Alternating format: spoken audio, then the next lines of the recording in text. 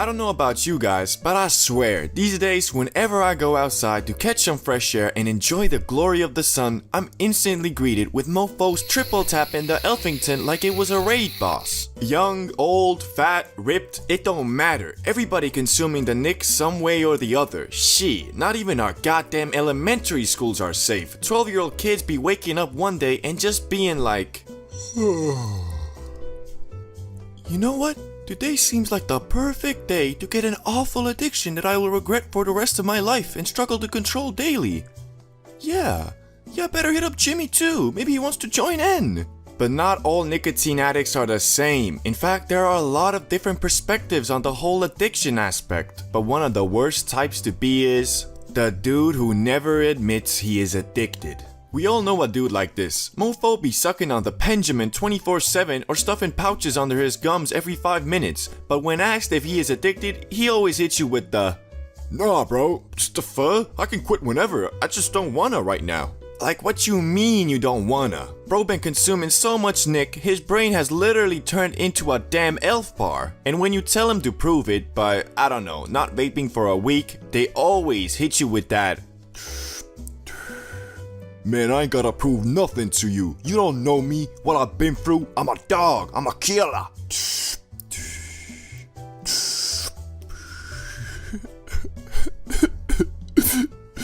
Now, it's okay.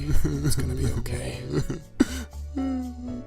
Even though this dude kinda stubborn, I feel for him. Cause who really wants to admit they can't stop? But this next dude, I don't feel bad for at all. The guy who seems to think it's cool to be addicted. Okay, no one thinks it's nice to be addicted, but I mean, that's what this guy pretty much is. They think vaping makes them cool, and therefore shames others for not wanting to. In reality, pretty much every other nicotine consumer will tell you to never start doing it, and that it's much cooler to just breathe air. So, therefore, this guy is, or at least should be, hated by everyone on planet Earth. And if you ever catch a mofo pushing vaping to a homie, just run up on him and slap the shit out of him. Kick him in the balls while you're at it. Or, I don't know, at least spit in his face or something. Fucking asshole. But enough of this hobgoblin, let's move on to the dude who smokes cigs. Okay, this might offend some people, but cigs are goddamn disgusting. And I'm pretty sure they're even worse for you than vaping and nicotine pouches, although don't quote me on that. This guy lives and dies by, "It's all natural, bro," and proclaims, "At least I know what's in it."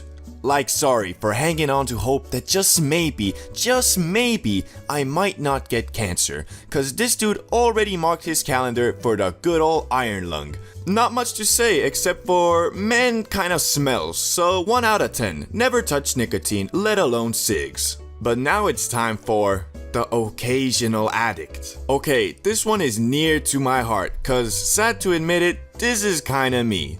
This dude doesn't have his own vape or pouches or cigs or anything, but that doesn't mean he isn't addicted because he still consumes Nick whenever he's offered or the opportunity arises. Speaking from experience, this guy kind of in limbo cause even though there could be weeks, even months when he doesn't touch the Elfington, but then one day he might go somewhere with the homies and do something like this. You wanna hit this? No. Okay.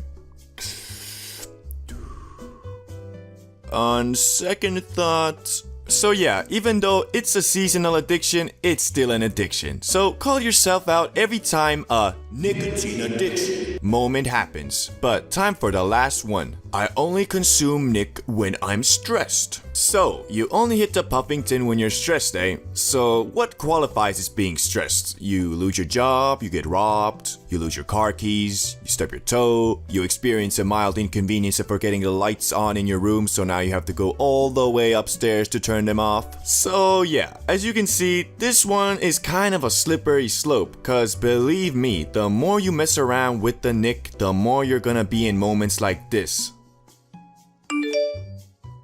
What? That's so... Man... Unfortunately, it's all a ruse, cause in reality, you only consume Nick when you feel like it. So you're addicted, just like everybody else. And a word of advice, don't start vaping, okay? It's not good for you. Zyn, the all-new and improved nicotine device. You see, unlike before with vape companies who sold you a product that was near perfect, Zyns are perfect. I mean, just look at Tucker Carlson, who interviewed Putin while going double upper decky, triple lower decky the entire time, and you didn't even notice. Перестаньте виставлять на показ Zyn, передайте мне 2, чтобы я мог как минимум удвоить верхнюю палубу. But besides that largely unconfirmed dialogue, I mean it when I say Zyns are the future of nicotine addiction. And unlike you Americans who might just be hearing about the Zyn, me, a veteran snus-stuffing European, will tell you that this is merely the tip of the iceberg. Because when an American first tries Zyn, it usually plays out like this. So I just put it under my gum? Yeah, that's called going upper decky, bro. Alright, if you say so. Okay, so what am I supposed to, what's this? This is the buzz? I'm a bit... I gotta sit down. Yeah, bro, you just went to Upper Decky Capital. You're gonna be buzzing like a bee. But to me and every other Northern European, the Zyn seems like a product that should be sold at the baby aisle at Target. And no, that is in no way to brag. I am ashamed and quite literally making this video to warn you guys. Because all of this pouch stuff seems to be new, so you might not even know about the 5 levels of Zyn addiction that will be waiting for you once you get to level 1. It's called Zyn, bro. It's not even that bad. You have been introduced to Zyn, and hopefully you declined, but most likely you didn't, and now you're experiencing a buzz unlike you've never had before. Since it's your first Zyn, this will be what you'll set as a baseline for your addiction in the future, because as we know, the first high is always the craziest. But with Zyn, the guy who gave you it is probably already muttering something about, yeah bro, it's like the perfect nicotine delivery system. You know, Nick increases your testosterone and boosts your focus, and you know, Zyn isn't even that harmful for you, bro. And well, you just made your first mistake by actively opening the floodgates for these words to penetrate your ear hole and reach the cool part of your brain, which is now telling you, bro, it's not right-wing propaganda, Zyns are the future, and you know, it's not even that bad for you, man. Which, unfortunately, now, bro, you're moving on to level 2. I'm responsible. I'll take the free milligram one, please. Thank you. Free MG? Shit, bro, my first time was a 35 MG, motherfucker. So, you have your own Zyn, and feel inclined to make it an integral part of your personality, so whenever someone asks, hey yo, what's that? You will happily give the factory preset AI-generated voice line of, bro, you haven't heard? This is Zyn. It's like the future, bro. You wanna try one? And congratulations, you are now actively participating in the new Juul pandemic, and doing exactly what they want you to do. Not just get addicted, get everybody else too. Only problem is, you are slowly starting to realize that going double upper decky, triple lower decky isn't really doing it for you anymore. And there's only so much room in your gums, so now you move on to level 3. I'll take the 6mg one, please, thank you. Welcome to the pinnacle of Zyn, a true Zyn head, a maestro at the upper and lower decky. You must now continue to spread the word of Zyn, all about slowly realizing your gums are kind of coarse, and that every day you go to sleep, your main motivation for the coming morning seems to be, oh, can't wait to get that first Zyn lit, baby. Which, once you make it here, you can confidently call yourself a Zyn head, and find yourself popping them every chance you get. I mean, you wake up, Zyn, eat breakfast, Zyn, go to school or work, Zyn. Zinning has really taken over your life, man. God damn. But regardless, everybody cool is zinning, so it's okay. It's the future, right? Well, here's where you might do a bit more research into the topic and realize nicotine pouches have been around for decades, and that in places like Russia and Sweden, dudes have literally died from zinning, or well, Siberia Pablo extra stronging too hard. Cause you see, 6mg is actually like really light. I mean, in Estonia, the most commonly used product is 35mg. Yeah, almost 12 times stronger than the base model Zyn. So you either realize you're on a fucking slippery slope crafted and marketed by big tobacco and stop, or you keep going and find yourself on level 4. You have Velo. You might not specifically get Velo. You have Velo is just a marketing slogan I saw they're running in Poland. Anyway, now you're not really cool anymore. I mean, everybody is sinning, and now you're just kind of the guy who took it too far. But I guess you're kind of in my shoes, eh? You feel like you know more than the rest, that Zyn is for babies. On top of that, you still haven't dealt with your crippling nicotine addiction. If a free MG Zyn will get someone who has never done nicotine buzz like a bee, the average Velo will in fact make him vomit and feel sick for 30 minutes. Now for real, like back in the day, a big challenge some degenerate high schoolers in my country used to push to their friends was something like, put this 30mg pouch upper decky right now, and if you can manage for 5 minutes, I'll give you $10. And the outcome was usually the challengee puking and feeling sick in about 1. Unlike me though, I held a 35 mg for 5. And I wasn't even challenged. I'm just born to be a sinner, I guess. Anyway, there is one more level, which most people probably won't get to, because it's kind of getting ridiculous, but level 5, Siberia Max 100 mg fucking annihilator. At this point, you might as well just move to Sweden, bro, because the people in the US, man, they just don't get you. Ah, you're sinning, eh? Try this, it's a bit stronger. Alright, why not? Okay, this is... Couldn't handle the man shit, eh? Hey, you good, bro? I'll be on my way then. After realizing you literally can't exist without Zyn, you might want to quit, but it's basically impossible. Well, not impossible, but usually the types of people who go over level 3 are the types of people who say stuff like, you know man, I'll quit when I want to. Which means never, or until their doctor says they are literally dying because of it. Unfortunately, the largely unknown health-related side effects have made sinning seem like it can't be that bad. Well, since I'm a certified sinner, I'll walk you through the average day of a veteran pouch addict. First things first, of course, you gotta wake up, and most civilized people, including me, wait at least till after eating breakfast to go upper decky. Although that doesn't mean there isn't a voice in your head every single day egging you on to sin as soon as your fucking mind becomes conscious. Shit, sometimes I even be seeing that bitch in my sleep, which makes it even more tempting, cause now I don't even get a choice in what I think about in the morning. The sin literally won't let me be unaddicted even in my fucking dreams. Talk about free advertising, goddamn. Anyway, once you sin in the morning, your first lit is usually a non-productive one, so you kinda just scroll your phone and chill on the couch. I like to look at the first sin as my only entertainment pouch for the day, and the rest are just kinda there to help me focus and get my shit done. Also, after multiple upper deckies and lower deckies, your decky gets more and more coarse, and the sin less sinny, and at some point you get really tired and realize, oh shit, I gotta eat too, because you can't hold back your hunger with sin forever. Because eventually, your body will be like, I don't know if you've noticed, bro, but, we're kind of dying here. And so, you get a solid belly full, but not because you were hungry, more like you wanted to go double upper decky, but you knew it would just make you sick with an empty stomach. But sometimes, you see, you feel bad about your sin addiction, so you Google if you should stop and systematically ignore all the cons and just end up focusing on, it's not that bad, bro. For me, what always brings me back is the focusing and relaxation properties of the Zyn. When I'm off the stuff, I feel like I need to rest more. And for example, when I broke my back, I didn't sin for like a month because I was just resting. Now that I'm back at full swing though, every time when my body says, yo bro, let's take a break, I'm like,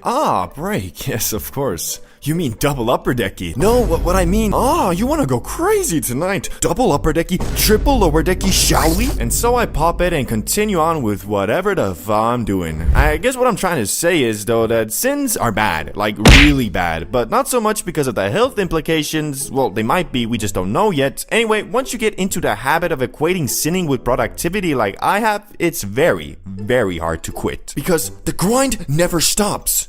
But does that mean the sin never stops? No, I can't. Just don't ever do it, bro. You'll be so much better off. And in like 3 years, when everyone realizes that this is just Joule 2.0, you can proudly say, I didn't fall for it. I think a lot of you guys can relate when I say I f***ing hate nicotine. No, I mean I love it, but I actually really hate it. And if you watch my Types of Nicotine Addicts video, you know that I consider myself a seasonal addict. So pretty much I might be nic-free for a whole 3 months or something, but then fall back into the trap like, life is so stressful right now, I swear. I got so many problems and worries. I wish I could just somehow relieve some of this stress. Preferably in blueberry flavor. And then I have to start fighting my own damn brain, cause it just starts telling me reasons why I deserve that blueberry stick. You haven't vaped for months. Just buy one, come on. You had a rough day. You deserve it. You have a long day ahead of you. It would be much easier with a little bit of cancerous chemicals. Like no. F*** you, brain. I shall not fall under your illusions again. Fool me once, shame on you. Fool me twice, shame on me. But fool me.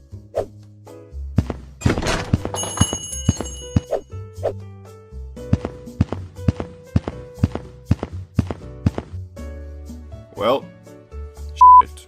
and I don't even know why. Like, whenever I have something I need to do that I don't really feel like doing at the time, my brain automatically gives me the signal to go buy some Nick. Like, why? It doesn't actually make the task easier. Shit, all it actually does is make it harder, cause you get all lightheaded and dizzy. Every time I get a week or more off the stuff, I feel great and am as productive as ever, but for some reason, my mind still believes if I just had some nicotine, I would be even more productive. It's kinda the same with grass though, cause I always feel like I'm getting shit done when I'm high, but in reality, I'm working at like 30% capacity, but it just feels like I'm working at 200, cause the ZA makes everything feel so significant, even just doing a small amount of work feels like you just finished studying for them Harvard entrance exams, fool. Anyway, back to nicotine and how I got accidentally addicted to it again. So basically what had happened was I was just doing what I normally do, you know, making videos and shit, when suddenly I was invited to a barbecue. And you know, me being the CBD bro I am, I ain't really wanna go cause I had shit to do. Plus, you know, everybody was drinking there and I was just trying to smoke that grass. But reluctantly, I accepted, and not to my surprise, everybody there was consuming that Nick one way or the other. And well, long story short, I cracked and took a nicotine pouch from one of the people there. Well, by the end I took like 7 or 8, but that doesn't matter. And my dumbass thought, well okay, just one day. But then the next day I went out with some friends and by the gods, 2 of them were also carrying nicotine pouches, so obviously I did some more. And then the same thing happened the day after that, and by the end of it all, I just went ahead and bought a fucking elf bar. Cause I guess all it takes to go from months clean to elf bar in your pocket sucking on a colorful stick when stressed unable to control your urges hobgoblin is 2 days of stuffing your gums with nicotine pouches. Thankfully, I didn't let myself go too far, cause after that elf bar, I didn't buy any more, but instead placed myself in specific social situations where I was able to receive free nicotine pouches from others. And that's what I'm on at the time of this video as well. So basically, I don't have my own vape or whatnot, but every time I go somewhere where someone does, you better believe I'm asking for a quick hit. But don't worry, I try not to be too much of a goblin, so usually I cash app like $2 to the dude I'm borrowing the vape from. It's kinda hard though trying to explain to people like, yeah, I don't vape. Only when someone else has a vape, then I vape quite a bit. But hey, that's what's helped me quit nicotine like 5 times by now, although I always end up coming back to it after a couple months. Nonetheless, it helps because in order to get my nicotine kick, I have to go out and socialize, which can be quite hard if you also want to be faded and watch Star Wars Fury at home. So a lot of times, I just don't go and therefore don't vape. It's only when my nicotine addiction outweighs my desire to be high at home when I go out and vape. And because I'd rather watch Disney Plus and munch on some Doritos than just sit somewhere and suck on a nicotine stick, I've been able to control my nicotine addiction quite well, I think. I don't know about you guys, but it seems like nowadays most mofos would rather breathe mango juice mist than oxygen. I mean for real, vaping is so normalized and common, you'd be hard pressed to find someone who doesn't do it. Like I swear, some dudes don't even have their own vape, but just know everybody else has one and rely on that to fill their addiction. Couldn't be me though. What you looking at? Anyway, since your boy is a freshly addicted nicotine fiend, I've experienced firsthand the levels of addiction to this devilish substance, and I hope for your guys' sakes, you've never nor never will touch the stuff. Level 1.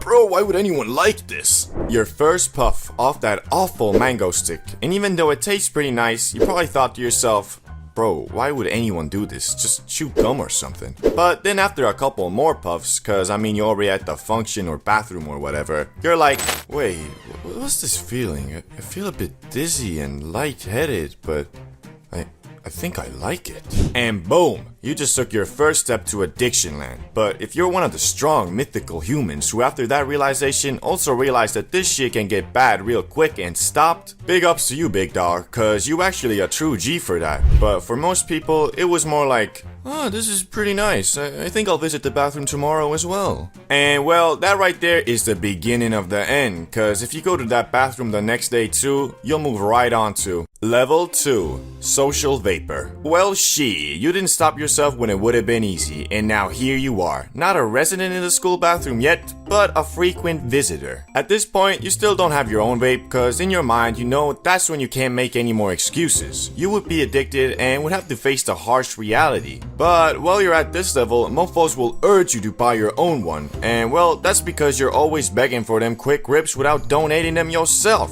Which, although kind of a dick move, if you can somehow take those ego hits of brokey, get your own vape, fool. Ah, it's the quick rip beggar. Without buying your own, you're actually doing good. And to be honest, vape juice costs pennies, and most of the fools who tell you to buy your own just don't want to feel inferior, so they try to get you completely addicted like them. But if you fall under the spell of the Tate fans and the word brokey destroys you, plus, you know, it would be nice to be able to inhale that cancerous mango juice at home too. You'll move on to Level 3. The Dispo Vape Man is here. You bought yourself a disposable vape, cause well, it's the easiest way to get your own nicotine addiction machine without forking up $50 for one of those weird futuristic box things that make them mega clouds. And because of that, your inhaling of mango juice has quadrupled at least, if not hexex mega dupled, which is like 15 times more. I think. I don't know math. You vape on your way to school or work, you vape during that time, you vape on the way back, and you vape when you're home. So yeah, things ain't looking that good. But remember how at level 2 you told yourself, I will admit that I'm addicted when I buy my own vape? Yeah, well, now you're telling yourself, I just bought one, I'm not addicted or anything. Which will be a recurring theme in the unholy land of addiction. Good news is, this is the point where most people draw some type of line. So like, I can only buy one vape a week, or I'ma slowly start trying to decrease my consumption of cancer. Bad news is though, nicotine is gonna try its damn best to beat that sense of moderation out of you. And if you let it, well, you're going to. Level 4. I'm addicted, aren't I? Welcome to Addiction Land. It's a lot like Yodi Land, except for it sucks balls. And there's monsters and demons and stuff too. At this point, you don't go anywhere without your vape. I mean, for real, the thought of not having it with you makes you low-key anxious, and also, you've abandoned trying to hide your addiction from others. Meaning, before, let's say you went to a family gathering or something, you would deem that a no-vape zone, cause being addicted is something no one wants to admit to themselves, especially the people who are closest to you. But at least you're not addicted to the point of not going to places you can't vape. Because although it is tough not being able to inhale mango juice for an extended period of time, you still have the self-respect to be like, no, I'm not that much of an addict that I'm not gonna go to my homie's funeral cause I can't vape there. I will endure the pain. Unfortunately, the whole addiction is deeper, and you still haven't touched the bottom, so if you keep on inhaling without lowering the frequency of it, you'll move on to Level 5. The depths of hell. Well, you're addicted and your brain has ran out of excuses to make you feel better about yourself. If anyone asks if you're ever gonna quit, your answer will most likely be, maybe one day, or when I need to. The latter being such an incredibly sad and stupid answer that I'm pretty sure the person saying it doesn't even understand how messed up it is. Like, what do you mean? You'll stop when your doctor says you have lung cancer? Bro, it's too late. Here's your chemotherapy for sure. Treatment starts tomorrow. All jokes aside, guys, this is awful. I've heard people say stuff like that, and it really does sadden me that they themselves don't even understand how shitty of a situation they're in. At this point, you have 100% started experiencing awful side effects like smoker's cough, phlegm in your throat 24/7, and overall low energy and mood when you're not inhaling nicotine. The road to recovery is long and hard, but if you can somehow find the courage to start trying to beat this awful, devilish, monstrous addiction, you'll go to Level 6.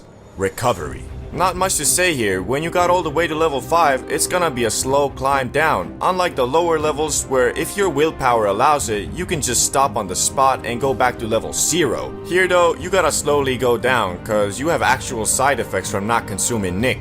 But for all my homies who have the courage to admit to themselves that this shit has gotten out of hand, I applaud you and hope for a day where all of us can chill together in peace without having that constant voice in our heads going, hey, it's been 20 minutes.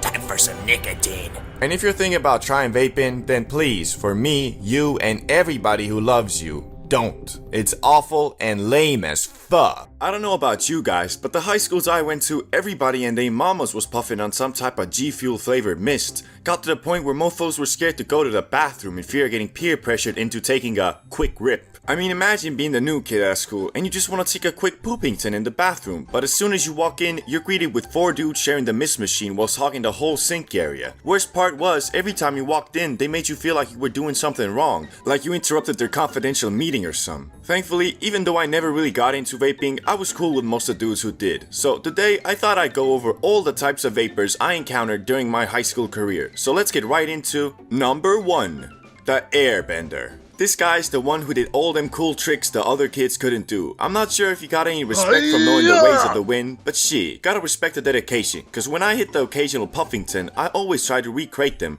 To be honest, that's the only reason I ever took a rip. I just thought they looked so cool. Dude was in the bathroom blowing jellyfishes or whatever the tricks were called. Mofo was looking like he lived in the Hidden Mist Village. The Hidden Mist Village being the school bathroom, of course. But besides that, these dudes were pretty chill. They never really peer pressured anyone nor begged for quick rips. In fact, they were the one who donated them quick rips. Cause I mean, to learn all those tricks, dudes had to have a copious amount of that sweet mango flavored liquid. But talking about begging for quick rips, number 2, the parasite. Oh boy, the parasite. The universally hated vapor. This the kid that was always in the damn mystified bathroom slithering around on that my precious shit. Dude usually didn't even have his own vape, but was the one that was always puffing on one. Most of the time, no one really cared too much though, cause passing your piece was part of the game. But bro, this one time I was taking a dump and I overheard this happen. Yo, guys. Yeah, what's up, man? My man, can you give me a quick rip? Bro, you always come in here with that. Can I get a quick rip? Like, nah, bro, not anymore. Get your own vape. Nah, bro, I didn't know you stingy like that, bro. This is why no one likes you. Man, shut your bitch ass up before I make you shut up. What you gonna do, bro?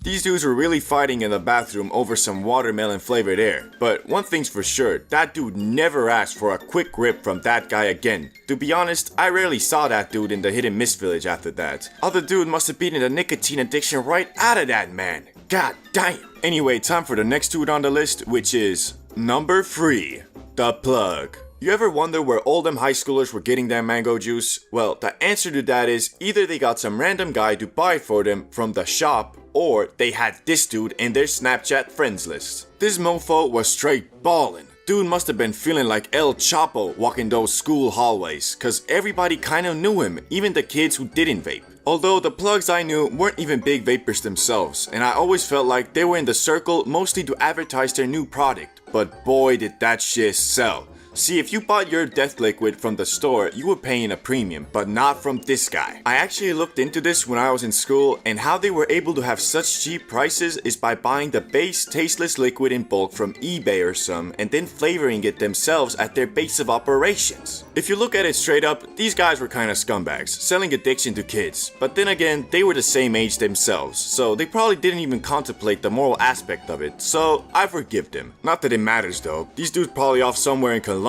right now fighting for mango juice territory or some shit. Anyway, time for number 4. The guy who got peer pressured into vaping. Bro, I always felt low-key bad for this guy. I mean, dude was a good quality student until one day one of his homies introduced him to Julius Caesar. And at first, he was hesitant, but once he took that Puffington, it was game over. Dude went from, no thanks, I don't vape, to, hey bro, can I get a quick rip? it's sad to see, but unfortunately, unlike cigs that taste like dirt, the mechanical cancer machine will not openly admit to its nature and trick you into a subtle but noticeable addiction. So if you're thinking of hitting one quick rip, don't. You literally might regret it for the rest of your life. On some iron lung shit. But time for the biggest douchebag of them all. Number 5. The peer pressure. Man, how I hated this guy. Dude got his dumb ass addicted, and now he feels like everybody else should be too. Out of everyone on the list, I dealt with this guy the most, cause a lot of my friends were vapors, so I would often find myself in the vape circle, even though I wasn't a big fan of the Puffington. But this dude had zero self-control. Dude would be blowing mist in the group's face and would always be like, hey bro, don't you know the rules? To be in this bathroom, you gotta take at least 5 rips. nah bro, I'm good. Man, stop being a pussy. Just one rip, come on. No, really bro, I'm good. Come on, just take one. Yo, what's wrong with you, bro? You broke my vape. You gotta buy me a new one now. Or how about you buy yourself a new one and I won't tell your mom you're selling mango juice to 7th graders. Sound good? Thought so. I think you guys know high school, and in particular high school bathrooms, were the go-to spot to go vape. And I mean, there was just something about those dirty sinks and broken urinals that screamed, "Come vape here." But anyway, if you watch some of my videos, you probably know I'm not much of a puffer, but there was a time when a young high school CBD bro actually owned his own shitty little dollar store vape. But how I got it is pretty damn ridiculous. It was a normal school morning, and as usual, me and some friends were just hanging out at the corridor, chatting, playing mobile games, you know, the usual, when one of the dudes from the parallel class runs up on us and drops a massive bomb on everybody. Hey, do you guys know what's happening today? Do you know? Jason Voorhees is running around killing all the students. What? No, there's a police inspection. They're going through all our jackets, bags, lockers, and everything, man. Oh, that's really bad. To me, this was whatever, cause I mean, I had nothing to hide. To be honest, I didn't even have a bag or locker for most of my time in high school, cause there was no need, being that I didn't even have any of the textbooks. But alas, most of my friends were panicking hard, cause a lot of them had a vape liquid, shit, some mofos were even carrying a baggie of that exotic. And because of the police raid, everybody who had these banned items were presented with 3 real options, each with their own set of positives and minuses. Number 1 was the most simple but least rewarding. It was just to straight up throw away your vape or try to hide it somewhere outside the school grounds. Although the latter was near impossible cause the school was kinda monitoring students trying to leave. The upside though with this was that it was real simple, stress-free and easy. Downside being, to some of these dudes, their vape was their baby, and if it was an expensive one, it was kind of out of the question cause $50 back then was months of saving. The second option was to YOLO it and try to hide the vape in school or on school grounds. Now, most dudes didn't even consider this an option, and I don't know why. Mofos run about, yeah, but if they find it, it's got my DNA on it. Like, bro, who do you think you are? If you really were out here flipping packs like Pablo Escobar and on the police most wanted list, you probably wouldn't be in high school. I bet they were watching too much CSI investigation, or I don't know, were bugging off that paranoid pack, cause that just seems stupid to me, even back then. But alas, this paranoia is what kinda led me to purchase a vape, because the third option was sell your vape for a massive discount. And a lot of mofos did this, and me being the businessman I am, I took this opportunity to purchase a fine machine that I looked up and found to cost around $35. Now, how big was this discount, you might be wondering? 20, 30, 50%? No. I purchased myself a fine vaporizing machine for the price of $2 and half of my double Snickers bar, although it wasn't quite the deal it might seem. So here I am, it's about 10 AM, next class is gonna start in like 10 minutes, and I'm brainstorming, trying to think of the perfect place to hide this thing. I considered putting in one of those tissue dispensaries in the bathroom, cause they were really easy to open and it seemed like the move. But then I thought, what if someone got a major case of diarrhea or something and end up emptying it out only for my vape to pop out? And worst case scenario, he tells the teacher and they devise a plan to catch me lacking at the end of the day when I try to go retrieve my vape. So yeah, I was kind of on that paranoia pack too. But what I ended up doing is actually a lot more complicated and devious. You see, inside the school grounds, there were a couple good areas, one being the running track that was covered by these rubber mats that you could lift up and just about squeeze a smaller vape in. The only problem was, everybody thought of this, and by the time I went outside to stash my vape, I saw like 4 or 5 dudes all walking back from the track looking all sus. I just assumed everybody had hidden their piece there, so I had to think of something else, cause I ain't trying to copy others. And what I came up with was genius. I hid my vape near this big ass vent that regulated the school's climate, I think. There were these stone slabs there, you see, and after wrapping my vape up with rubber bands and toilet paper, I lifted up the slab and stashed it there. Genius. Well, it would have been if not for one crucial mistake, the single flaw in my master plan. Being so proud of my devious plot, I decided to tell like 5 or 6 friends of this, only to be betrayed and have my vape stolen by Ricky. But it took me a good month to figure that out, as he had taken the vape for personal use, I guess. I really don't know. Oh, one thing I forgot to mention to you guys is the vape, well, it was kinda broken. At the time I couldn't tell cause I didn't know jack about him, but every time I tried to inhale it, it gave off this burning taste and would make the smallest of clouds, so I couldn't even do them cool little tricks. Eventually, I ended up getting that vape back. But at that point, I was kinda done with it, so I just kinda brought it to school one day and threw it off the 5th story and watched how the $2 half Snickers bar investment was shattered into millions of pieces, and my dreams of making a 5 to 10x return on investment were dead. Oh, and it turns out the police weren't even there to manhandle the students and take their vapes. They were there to check on some equipment that had accidentally gone off during a fire alarm or something. So yeah, never trust a dude who looks like he's being chased by a serial killer cause his vape might be taken away. That's like the moral of the story, I think. Vaping versus smoking.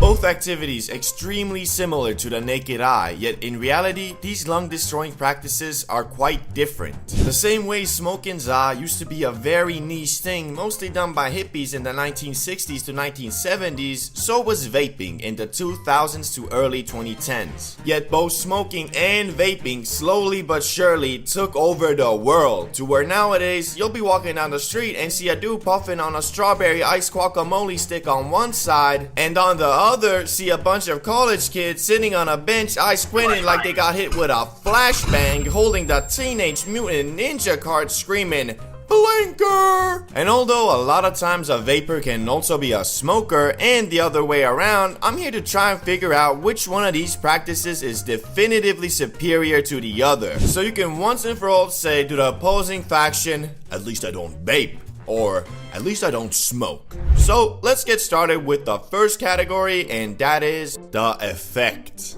This is probably the most important category because if you're going to damage your lungs and throat by inhaling a foreign substance, it better be at least a fun time. Which I think we can all agree this is where smoking and vaping are completely different. With vaping, the high you get, if you can even call it that, is a buzz in your body, lightheadedness, bit of an increase to your social battery, and of course a small dopamine boost. But here's the kicker, you only feel this effect like the first couple times you do it, and later mostly only in the morning on your first puffs. So the action of vaping just kind of becomes a mindless habit where you're doing it not for the effect but just because your body is telling you, hey, it's been like 30 minutes, you should really go and rip that 99 Nick strawberry mango punch. Whereas the high you get from the grass is actually what you're inhaling it for, and although the effects vary from person to person, they usually consist of better mood, increased appetite aka the munchies, laughter, the increased significance of your thoughts, creativity, laziness, sleepiness, etc. But also, these effects are felt for much longer, of about 2 to 4 hours, compared to vaping, which is literally like 10 seconds. So if you look at it straight up, then smoking absolutely takes this category with ease. But then again, for people who are prone to getting paranoid and need everything planned out, the high from the za isn't guaranteed to be enjoyable, cause I mean, you can just green the fuck out. Whereas with vaping, you can't really get a bad trip, cause I mean, there is no trip. You're just sitting puffing on your mango stick doing whatever you're doing. But all in all, I'ma still go with the za on this one. So 1 to 0, smoking. Now let's look at the cost. Whether you want to inhale Chinese sweatshop chemicals that taste like strawberries or the devil's lettuce, it's gonna cost you. But the question is, which one is more expensive at every level of consumption? Well, let's look at it. Level 1 for vapors would be you just buy a dispo every week or so, which comes out to about $20 to $40 a month. And level 1 for smokers, I'd say it's about the same if you just blaze up on the weekends. So far, they're tight on cost, but now if you move up to level 2, which I think for vaping, it now indicates you're addicted and spending anywhere between $80 to $100 on dispos a month. For the za, level 2 would be smoking up once or twice every night at the end of your day, which although you're technically smoking every day, I don't think you'll be spending more than $100 a month. So looks like smoking is edging it out. Well, that's until the next level, where most vapors probably buy themselves a box mod, which is the equivalent of buying a car instead of taking a taxi everywhere. And on the other end, here's where smoking za can get a bit more expensive. At level 3, you blazing 24/7, and you're high not just at the nighttime when you're done with your day, but also when you're going through your day. And because of that, your tolerance has gone up a lot, to the point you having to spend over $200 a month just to continue your za smoking, which don't let it get that far. Please, it's really not worth it. And at level 3 vaping, because you can just get a box mod eco nic machine, your costs ain't really go up that much. Shit, it might have even gone down. So basically, at the higher echelon of being a nic fiend, it's much cheaper than being a 24/7 high stoner, which would mean vaping wins, right? Well, technically yeah, but to be honest, is it really a good thing you can puff on your lung cancer strawberry ice machine for so cheap?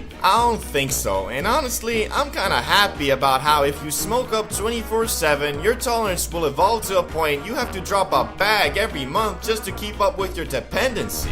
That being said, I'ma have to leave it at a tie here. 2-1 smoking grass. Now it's time for addictiveness. I think this one's a no-brainer. Nicotine is obviously more addictive, right?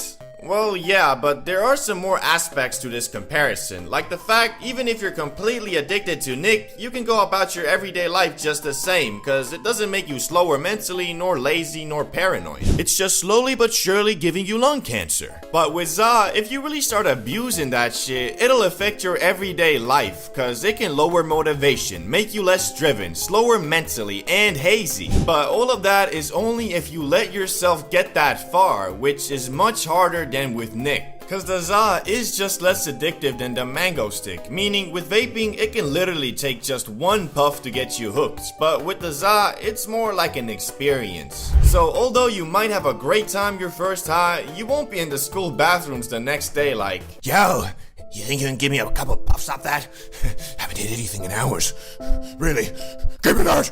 okay, it's not that bad, but be wary. Nicotine fiends, they'll do anything for a puff off that elf bar. For real. Anyway, this point goes to the grass yet again because of its much less addictive nature. 3-1 smoking. But maybe this next category will ignite a comeback for vaping. Availability. Nic sticks are sold everywhere, from gas stations to smoke shops to shit, some grocery stores. And on the other hand, the Zaza, if you're in the United States, where let's be honest, you probably are, you can get them at dispensaries or your local Pablo Escobar, the plug. Which unfortunately, dispensaries are more of a luxury that only legal state citizens in the US are afforded, and for the rest of us, we have to deal with the lawless, sometimes sleazy creatures called plugs. I mean, for real, why the fuck do I, a law-abiding citizen, have to deal with criminals on a weekly basis just because I wanna relax and eat some double-stuffed Oreos on a Friday night? But if I wanna get shit-faced drunk and go outside with the homies committing 3 counts of disrupting the peace, 4 counts of destruction of public property, and 58 counts of, Yo, what's that guy looking at?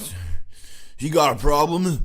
then that's totally fine. So I think we can all agree vaping takes this one. 3-2. Now time for a category which will either tie it up or secure the major Tate W for smoking, and that is the community. Vape Nation versus yeah man. Or at least that's the stereotype. In reality, it ain't really like that. Although from my experience, vapors are more extroverted because they're always vaping in a circle in the damn bathroom, chit-chatting about their flavors. And smokers are more introverted and chill, who would rather sit down and play some modded Minecraft with the homies than go to the club. Oh, and if you're looking for a place where you can find more people like that, then why not join the CBD Bro Discord? We also just hit 5k members, so join the revolution, the weed revolution. Anyway, this could be biased because I'm a smoker myself, but I personally think the Zaza community is better than the vaping. Although I really don't like grass NPCs who make the Za their whole personality, these dudes are pretty easily spottable and avoidable.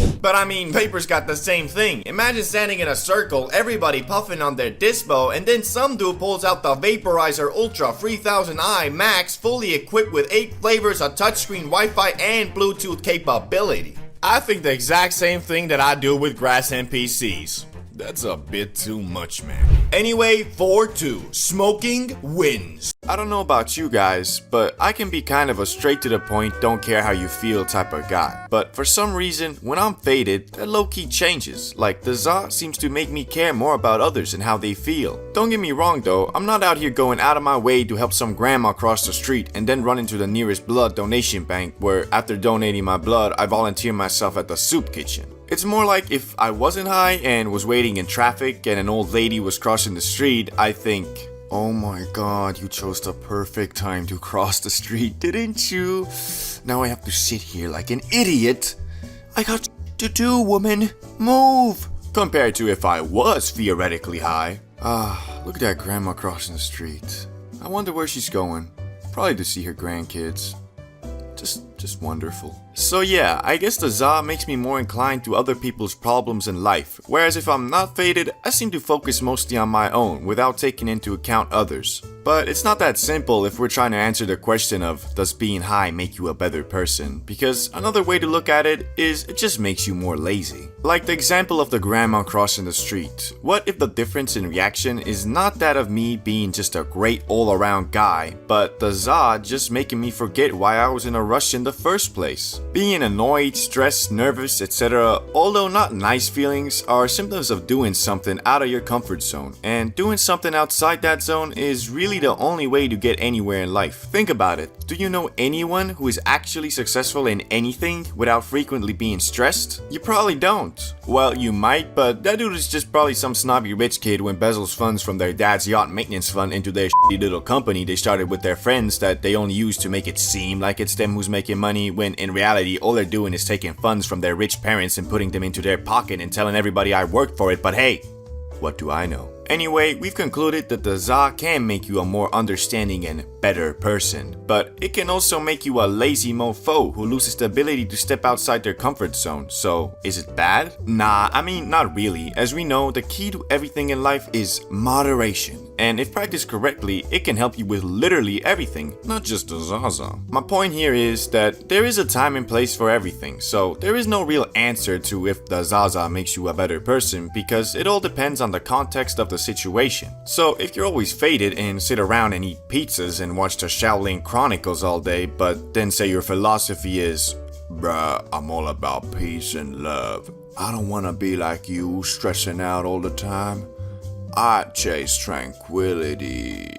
Your argument is not valid to anyone who is trying to achieve something in life besides tranquility. But then again, it goes the other way around as well. So a 24/7 stressed out, always working, never resting dude would say something like, if you want to make it anywhere in life, you can never rest. You gotta outwork everyone, even if that means drinking 6 energy drinks a day, vaping 24/7 to stop the disease of feeling tired, and you gotta sleep a maximum of 4 hours a day to maximize your work time.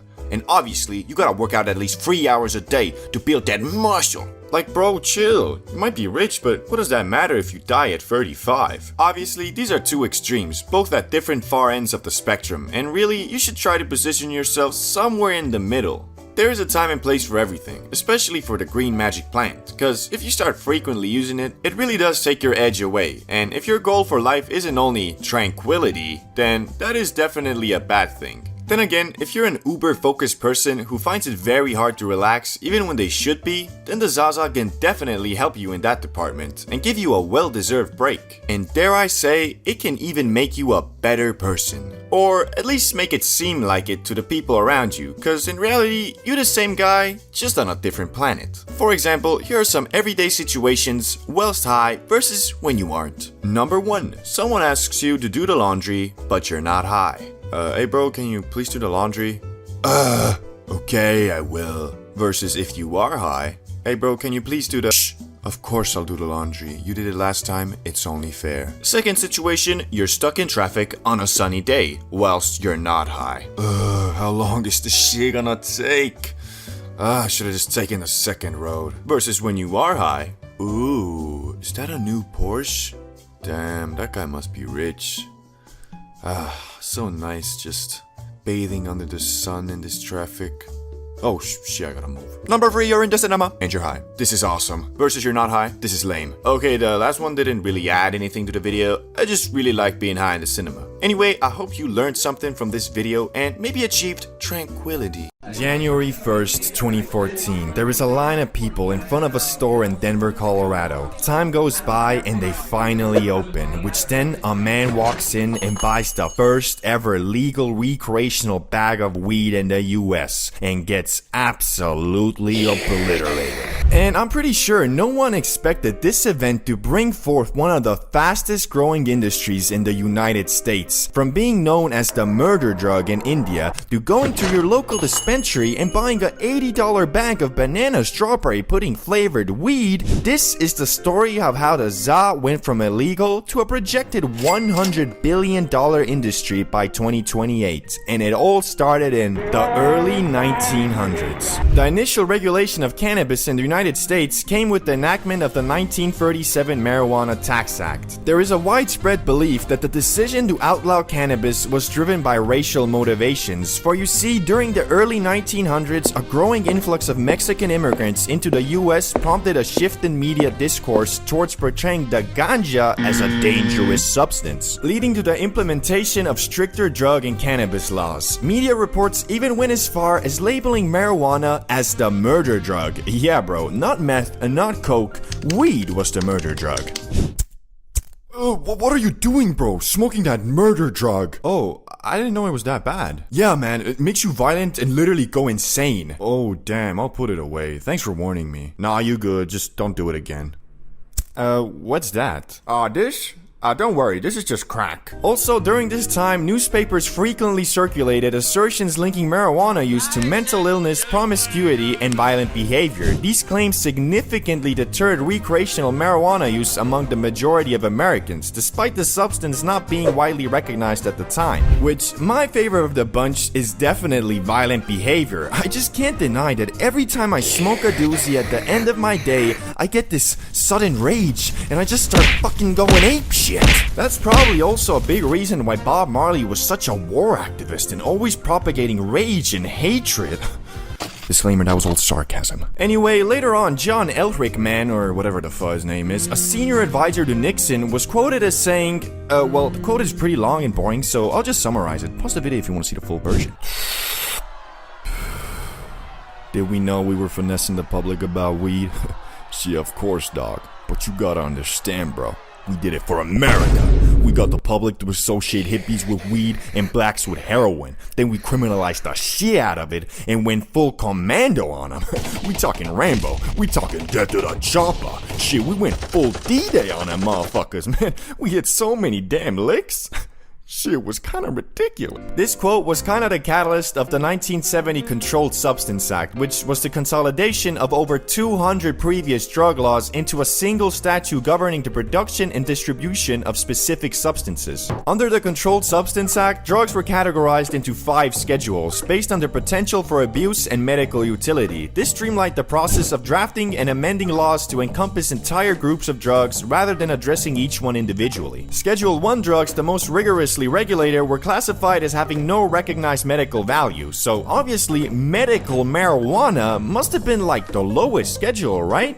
Wrong! Despite evidence indicating a lower risk of abuse and clear medical benefits, marijuana was still placed under Schedule 1. Research has demonstrated its effectiveness in treating conditions such as AIDS, cancer, epilepsy, and various other medical ailments. But I guess Congress was still like, it's not the Lord's loud.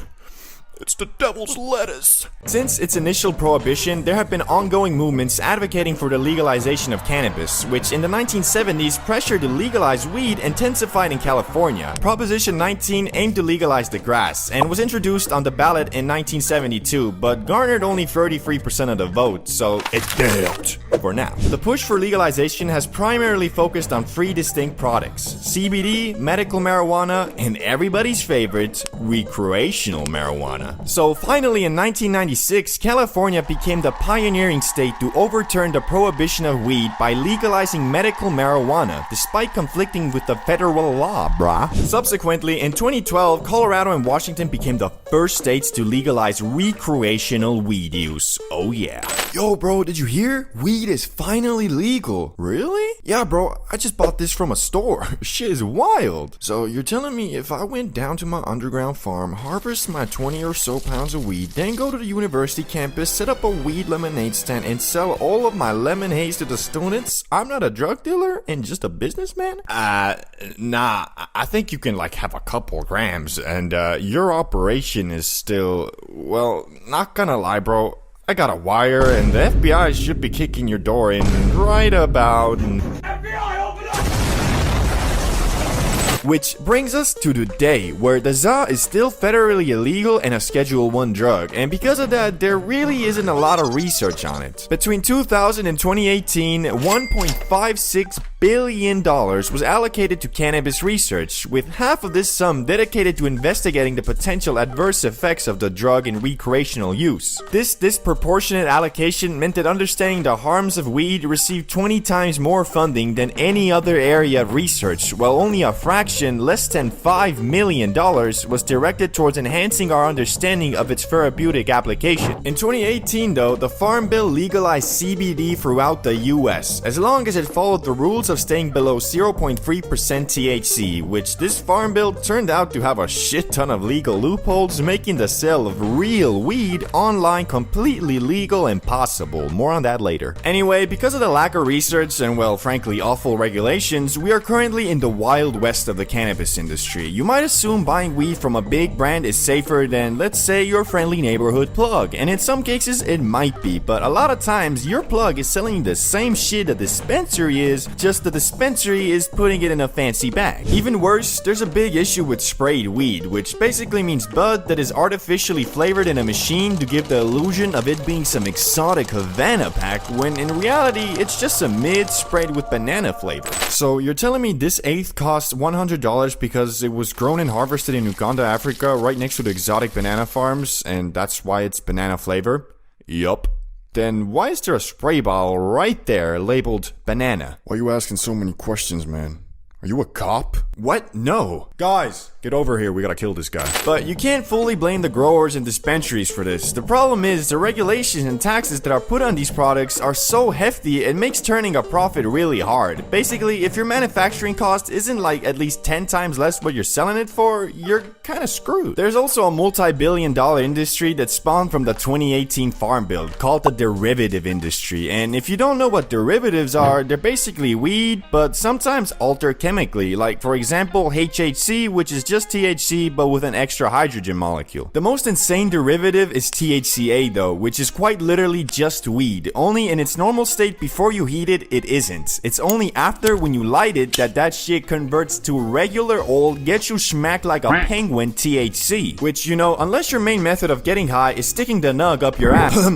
What I'm saying is, THCA is in every sense just THC when you are using it for the purpose of getting faded, which you probably are. But just because we are currently in the wild west of the weed industry doesn't mean it's gonna be like this forever. More and more countries are legalizing and propelling weed further and further away from the dark shadow it used to be under. Germany is legalizing on April 1st, 2024, Spain has social cannabis clubs, the Netherlands just legalized, Canada legalized, etc. It seems every year that goes by, more and more countries are legalizing, and especially in the US, once they start getting solid tax laws and regulations on the stuff, I think a lot of the problems I mentioned earlier will fix themselves. Honestly, this is very cool, and I do believe you and me will live long enough to one day witness a generation who grow up with weed being looked at the same way as alcohol. The way I see it, as the old generation of politicians and world leaders fades, the stigma surrounding weed will too. You can even see glimpses of it today, as a lot of politicians are using legal weed as a way to get your vote, which, you know, don't let that be your main motivation for voting for someone, but you know, it's a bonus.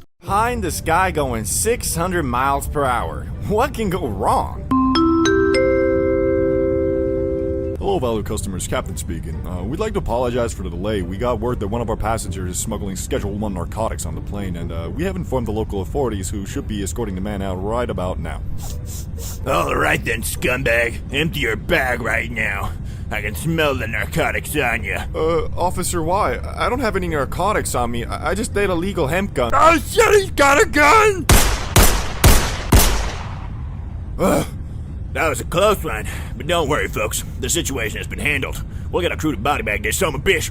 Oh, sure, you also dropped your bag of flour. Anyway, carry on. Highway to the danger zone.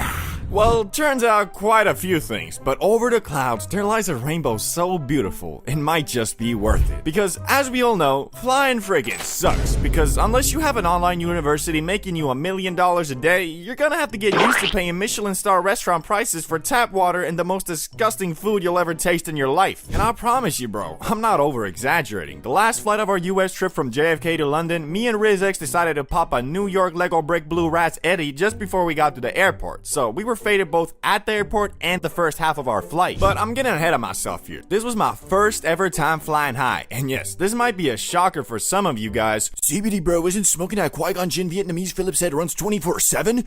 Unsubscribed! And although that might be true, just know, this shit ain't nothing to me, man. I smoke real Amani Cuban Rapscallion Ghost Nuggets. I'm him. I've been him. I will continue to be him. Just got my DNA test back. Turns out I'm 100% Himalayan. So basically, I never saw a need nor really had the opportunity to be faded on an airplane. Mostly because 90% of my flights have been 2 hours or shorter, and 2 hours of sitting on the Boeing GTS bucket seat ain't that bad. Well, if you're flying Frontier, it'll probably be like 5 hours because the fucking delayed there. Anyway, as we woke up in the morning in Flushing, New York, in a $250 per day shitbox of a hotel at the end of our trip, completely exhausted and a bit depressed from having to go back home from our grand US adventure, we looked at our only 25% consumed $30 bag of Eddies and thought, man, this is all really gonna go to waste. Unless we... I'm gonna stop you right now. We're not risking jail time for $15 worth of Eddies. Man... Nah, you're right. But, what if we just ate it all before the flight? After Googling and Redditing for 20 minutes, we were pretty confident that being high on an airplane isn't a big deal as long as you don't take any za with you. So we ordered our Uber to JFK, and now we were on our way to the airport, discussing how much should we take. And although I at first thought of taking the whole bag was 500 mgs, so $250 per, which my tongues was at the point where 50 effed me up, so we decided on 100 to avoid. Would you like some snacks or any drinks, sir? No, thank you. Can I offer you any snacks or any drinks, sir? I'll have, M&M's. We arrived at the airport and ate our Eddies just before going in. It took us about 10 minutes to get to the security line, which had us a bit paranoid because the line was pretty long, and for our calculations, the Eddies should be kicking in about 20 to 30 minutes. Thankfully, we were able to unload our bags before they hit, and RizX was the first one through with no problems. He got his bag and was waiting for me on the other side when... You're good to go, sir. Enjoy your flight. Next. Are all your pockets empty, sir? Yes, Walk on through then, sir. Yeah. The Eddies had shown themselves just before I went through the body scan, but thankfully I got through that just fine. The problem was, unlike RizX whose bags were cleared instantly, mine were not. They were sent to the manual inspection, which I knew for a fact I had nothing to hide, but because I was slowly but surely descending into madness, all I could think about while I was sitting there with the other people whose bag needed to be checked was, how long is this gonna take? Shit, I hope I don't have anything. No, I know I don't. Do I? Yes! What? I was bugging out. Not because I was smuggling anything, but because I was slowly but surely getting higher and higher, and was starting to question if I had accidentally left some weed in my bag, maybe, I don't know. Thankfully, after about 20 minutes, I got my bags, and we were able to leave security. Finally. And I thought that the hard part was over, but it was just beginning. Let me introduce you to the worst food place I have ever experienced in my 21 years of life on planet Earth. Let's call this establishment Trust Burger. Even though my expectations for airport food are extremely low, and I mean massively so, the experience there literally opened my eyes to how shit a food place can actually be. I arrived there 1 hour before boarding, and from the first glance, I knew what I was dealing with was truly a Michelin star worthy establishment. establishment. There were 4 workers there, each with a designated task, and each one of them was really pouring their heart into it. The first worker was at the counter, and she was really well trained because she was working there in a completely new way. Instead of taking orders and answering customer questions, she positioned herself near the back of the counter close to the kitchen, obviously to provide the best service possible somehow. Oh, but the kitchen workers were even more professional. They were so good at their jobs that although there was 4 of them, only one of them was working.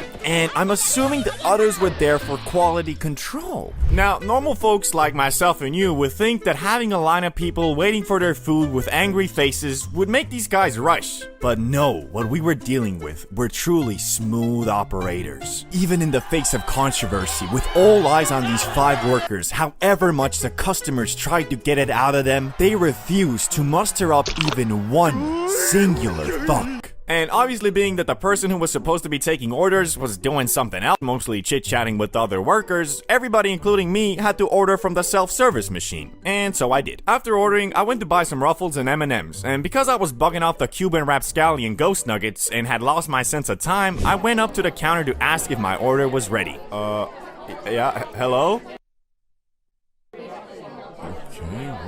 Yeah, hello. Sorry, I'm just checking if my order is ready. I went away for a minute, so, just checking.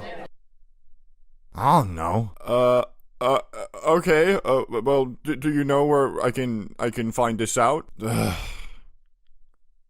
It's only been 5 minutes, man. Okay. I'm so sorry. I'm sorry. I walked away from there high as balls and shamed. Shamed for asking if my order was ready. Now, at this point, I was basically starving to death. But how these guys had treated me, I was really scared of them spitting or even worse, jizzing on my burger. But after 20 minutes, I did get my order. And if you thought the service was bad, the burger itself was even worse. The thing was cold and dry as fush. It was so bad I literally had to consume the thing like a competitive eater. Every bite had to be hydrated with a sip of water, so the jizz burger would even slide down my throat. After eating it, I was also really paranoid of getting food poisoning. Not because the burger tasted bad, well it did, it tasted like dog shit, but it didn't taste like anything had gone bad in there. Just because I was obliterated and my brain was prepping for the worst case scenario. But now, it was time to find jizz in your Riz-X and go to our gate. And that took about 10 minutes, and after that we started walking there together when we heard the speakers call out, Mr. Bro and Mr. Riz, this is your last call for flight 69420. I repeat, Mr. Bro and Mr. Riz, this is your last call for flight 69420. Please come to gate 69 immediately. Thank you. Run.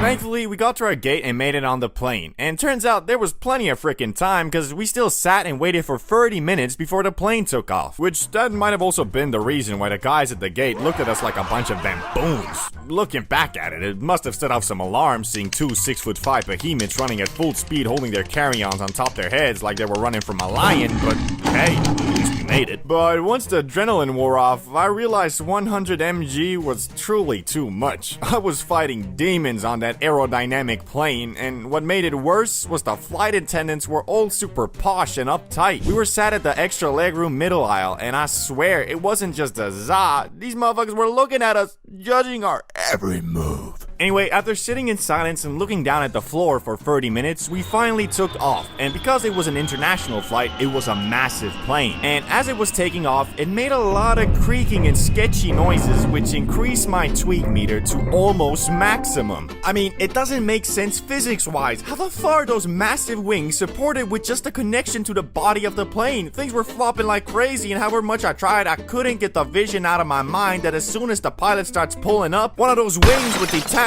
and we would fly into the highway in front of the airport in a ball of fire causing the next 9/11. But we survived. What a surprise.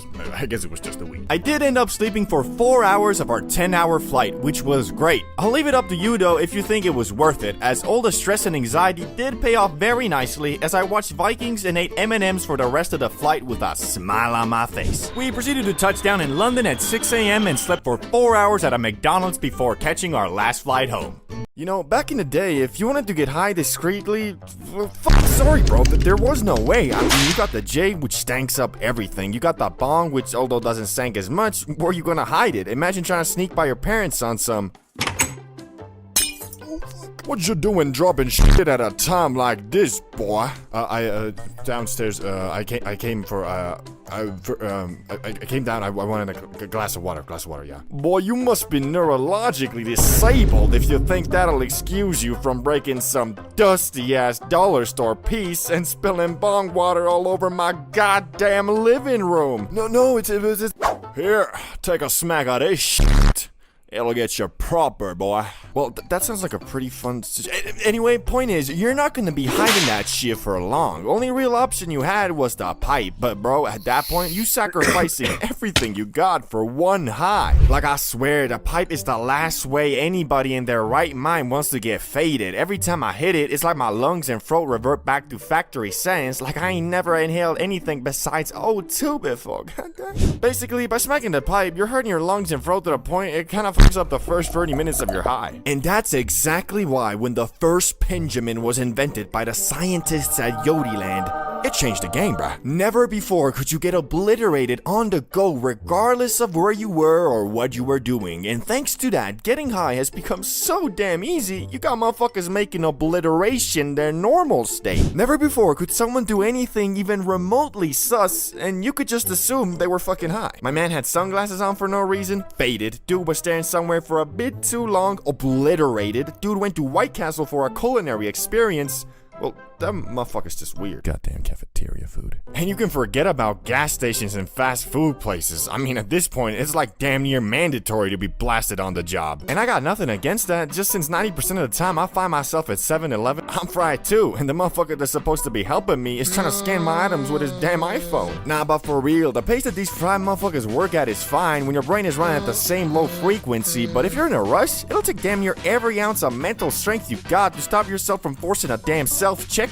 Would you like a bag with that, sir? Fuck no, here's the money, just give me my shit. But don't get me wrong, I got nothing against a good old Penjamin. There really ain't a better on-the-go, fast and easy way to get faded. Unfortunately, I didn't go to college and kinda cheated my way through high school too, so the 15 or so brain cells I was able to develop that keep me from losing and forgetting shit turned into, well, basically zero. And for that reason, I've already lost 2 of them. One of them slipped out my pocket while I was at the movies, and I'm pretty sure some teenagers stole it, cause after the film, when I was looking for it with my flashlight and shit, these motherfuckers were giggling in the back, looking at me like I was a damn circus clown. Coupled with the fact I was fried as fuck, I was fighting my tears, dog. I just got robbed by some damn teens, and I can't even do shit, cause it was illegal to even bring it in there. Second one I lost in a very similar manner. As I was getting out my Uber going back home, my sweatpants did me dirty and flinged that fucker out as I was standing up. Took me 2 minutes to realize, and when I did, my Uber driver was probably already hitting that shit, cause when I called him back to ask for it, he said,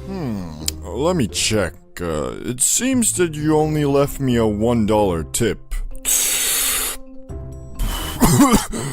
Sorry, I couldn't find it.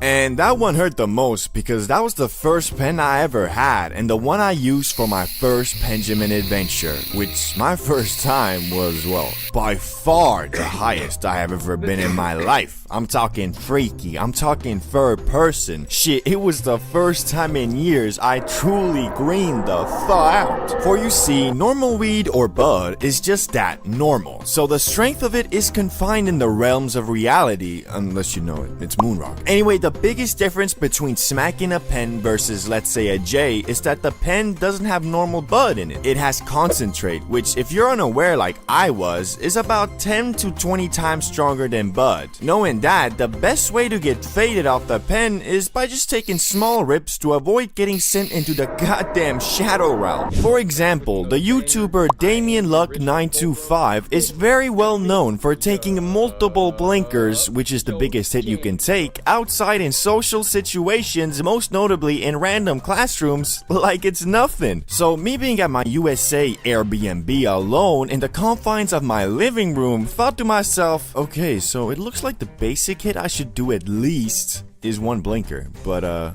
probably more. Yet what was waiting for me on the other side of Blinker City was something I was not prepared for. Something unholy. The voices. I'll never forget the horrible things they were whispering. They made me almost delete my YouTube channel.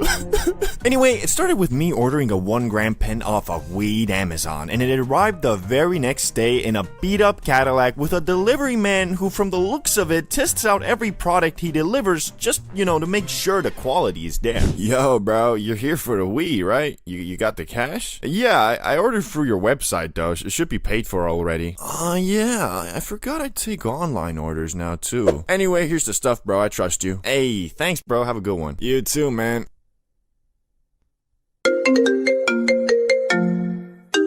Hello, Mr. Bro. We got a delivery for you from Weed Amazon that should be arriving in an hour or so. Will you be home then? Wait, didn't I just... I'm a gorilla in a fucking scoop. Gonna pull up to the zoo. Oh, I better get out of here. So I went back to the crib, Penjamin in hand, and prepared myself to get faded. And obviously, I went for a blinker my very first hit. But since I had never smacked a pen before, I inhaled it for about 4 seconds and stopped because it was so light on my throat, I thought it wasn't working, but it actually was. And from that 4-second puff, I was already quite bamboozled. But since I have this weird rule of every time I get new stuff, I break it in by doing a massive hit, I thought, well, fuck. I was supposed to do a blinker. And went for it again. I inhaled and inhaled for a good 8 to 10 seconds, but the thing just wouldn't fucking blink. It got to the point where there was tears coming from my eyes and my throat was begging me to stop, and it ended up like...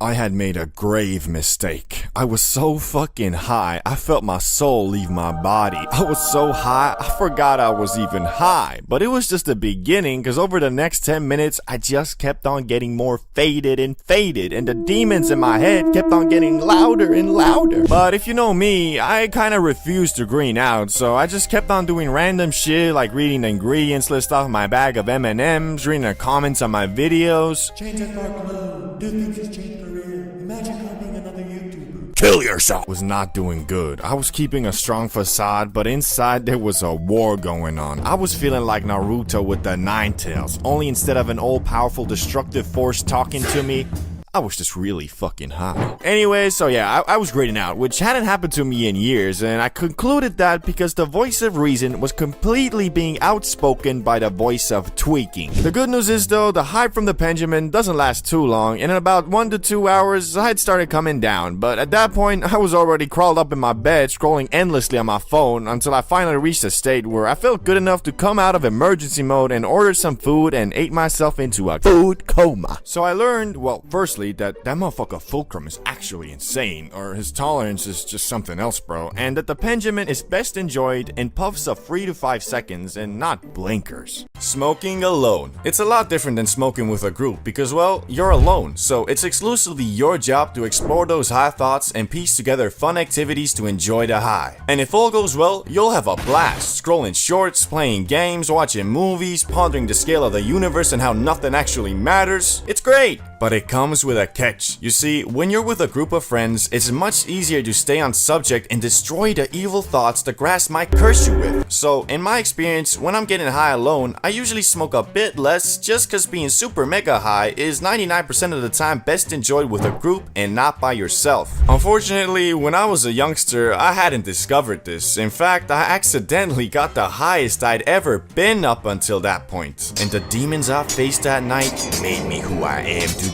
The story begins with a high schooler CBD bro who had planned a great adventure with the main homie Salamander and Ricky. Well, not a great adventure per se. We were gonna go to Salamander's place on Friday night and get absolutely obliterated off that Zaza. And for that, I had secured a whole gram of that exotic the Friday before. And although very tough, I fought the urge to blaze for a whole week just so we could demolish it all together in one night. And if you watch some of my older videos, you know Salamander had a bit of a funky home situation, so a lot of times his house was completely free, and this was supposed to be the case on this beautiful night as well. So you know your boy was excited as an 8-year-old on Christmas for this upcoming Friday night high extravaganza. But it all came crashing down when Salamander texted me, "Hey yo, my parents came home tonight and well, they found my bong, so I'm basically in the gulag now, so no smoke sesh tonight, nor probably the next night, nor, well, until they leave again.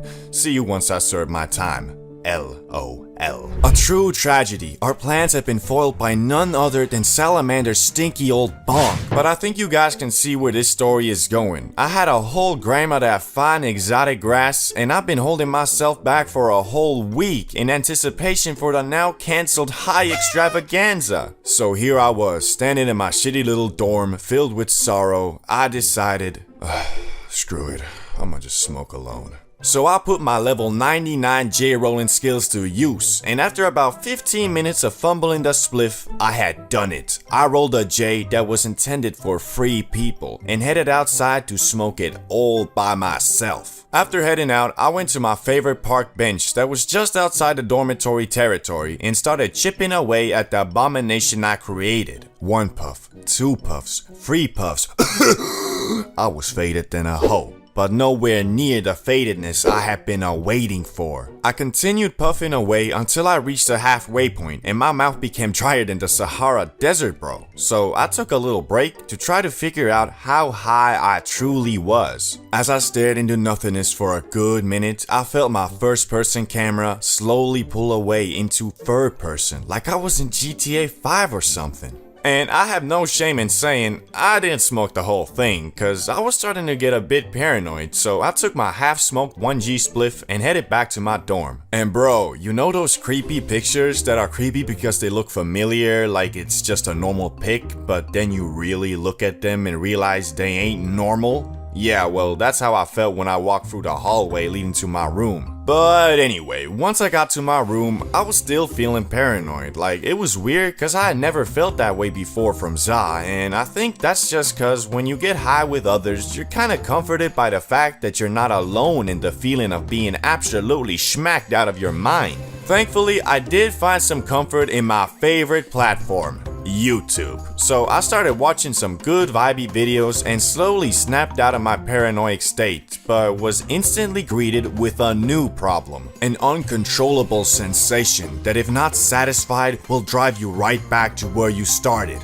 I'm talking, of course, about the munchies. So I gathered my strength and started walking to the closest store, and once I arrived, well, I ain't even gonna lie, my wallet was at the mercy of the Za, bro. So basically, every food item I saw, my brain went, bro, see those Twinkies? That shit looks bussin'.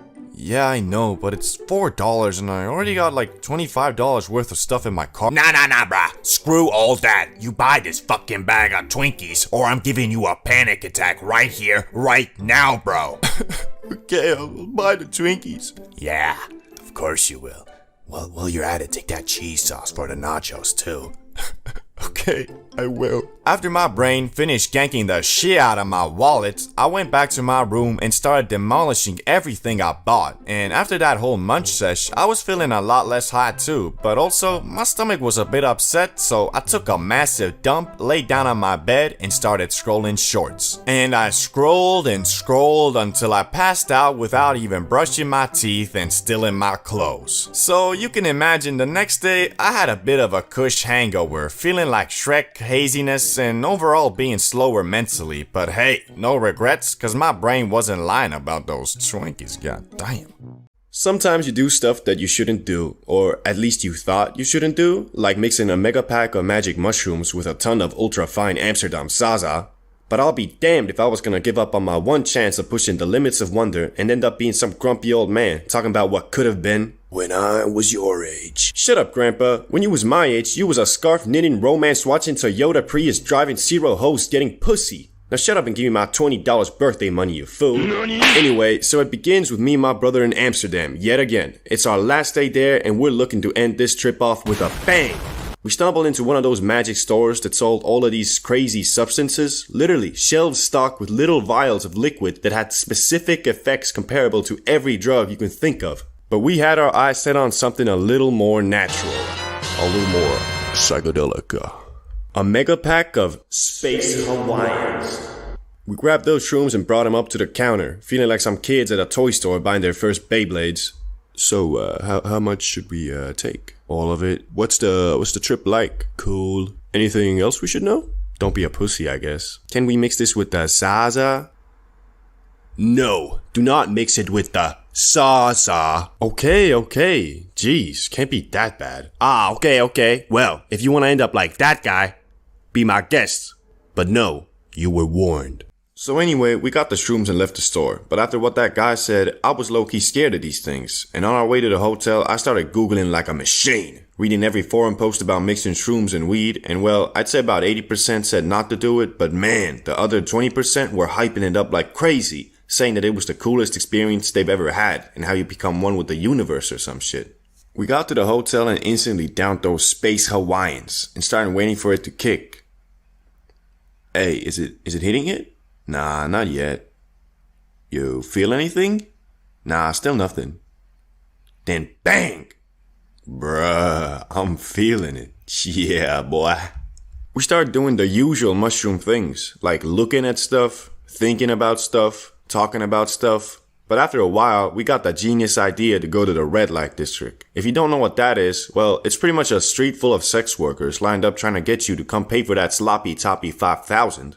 We went outside and brought our massive joint with us and started walking to where the hoe's at, literally, and start puffing that hash. Mind that we are already completely shroomed up, so I'm a little worried about what this gonna do to us. It's either gonna be cool as fuck or not so cool. So by the time we arrived at our destination, we had smoked that spliff to non-existence, and man, I was high.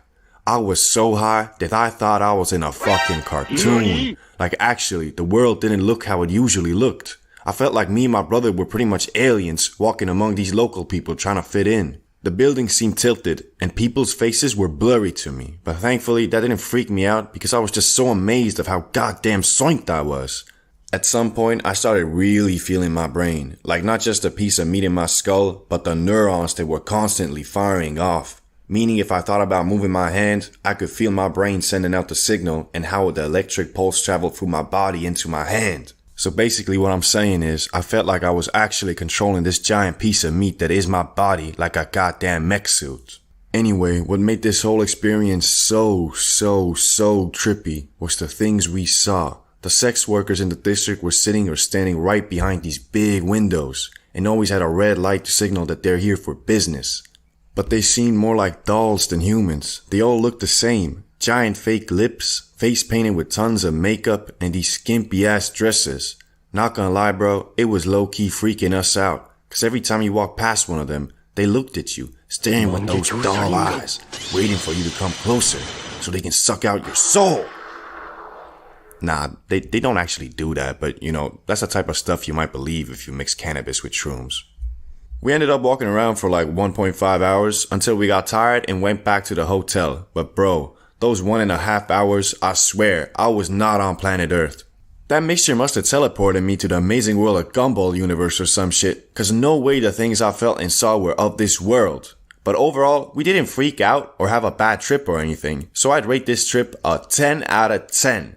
Cause we had no issues really. After getting back to the hotel, we had the usual munchies and sleepiness. So really, that kush helped us out. Cause my experience with shrooms until this point was they don't let you sleep. But thanks to that fine natural grass, I slept like a baby. The 5 levels of being high. Now, I bet you've seen a couple videos on this topic, maybe even mine, but since almost a year has passed and my knowledge and understanding of the magic green plant has grown tremendously, I thought it's about time to make the ultimate, definitive, most precise levels of high tier list on planet Earth. And to make it even more fun, for every level, I'ma be getting more high to give an accurate representation of what the level feels and sounds like. So let's get it started with Level 1. Microdosed. This is the level where you don't really feel anything per se, but you can tell something is different. You have a slight mood boost and your body might feel a bit more elevated. So like if your legs were sore, they're probably even more sore now, but if you're lying on your bed, well, its comfortability is probably up about by 10 to 15%. Nothing crazy, but it is noticeable. This, however, isn't enough to give you the giggles. So that Amy Schumer comedy special will still leave you wondering if my vagina is actually comedy or just poorly done done slapstick humor. And since I'm currently at this level, I can tell you it also has no negative side effects, so I can still do everything without worrying if I'm too high. Anyway, let's move on to the first exciting level, and that is level 2. I'm feeling it. So you're feeling it, eh? Well, me too. This is the level where that Amy Schumer special might actually forcefully steal a giggle or two from you, but not because it's actually funny, it's more like you're laughing at her rather than with her. Anyway, since you're now feeling it, you also might be feeling that movie a bit more, or that video game. Shit, you might be feeling your own jokes a bit more. Got you laughing at your own thoughts, fool. This is also the optimal high if you still got stuff to do.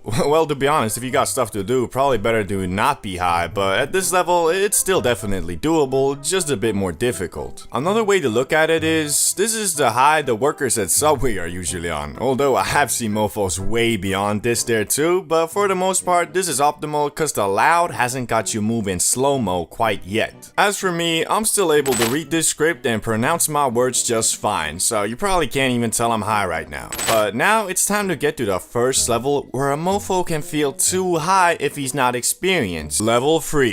Yeah, I'm pretty high. So here we are, pretty high. This is the point where, at least for me, doing anything besides leisurely activities is hard. Not impossible, nor undoable, but hard. If we take that Amy Schumer comedy special for reference again, as for some reason I like doing, it might just maybe have become funny, but you also realize you just high, so you turn it off and watch something else. Also, this is the first level where some thoughts might have become uncontrollable in the senses you just can't help but dive deeper into the fact that the bomb dropped on Hiroshima was almost 1,600 times less powerful than the Tsar bomb created and detonated by the Soviets in 1961 as a show of power to the US. But then you find out there's something called an antimatter bomb which could be even more destructive, but it's only a theory, but then maybe the US is developing it in Area 51 or something. Yeah, I think you get the point. But there is one sensation that is more powerful than your random thoughts, and that of course is the munchies. Coupled with the fact you probably rocking some dry mouth right now, this in my opinion is the best level to be at if you're trying to stuff your face with enough trans fats to feed 50 hungry children. But you know, you already ate it also.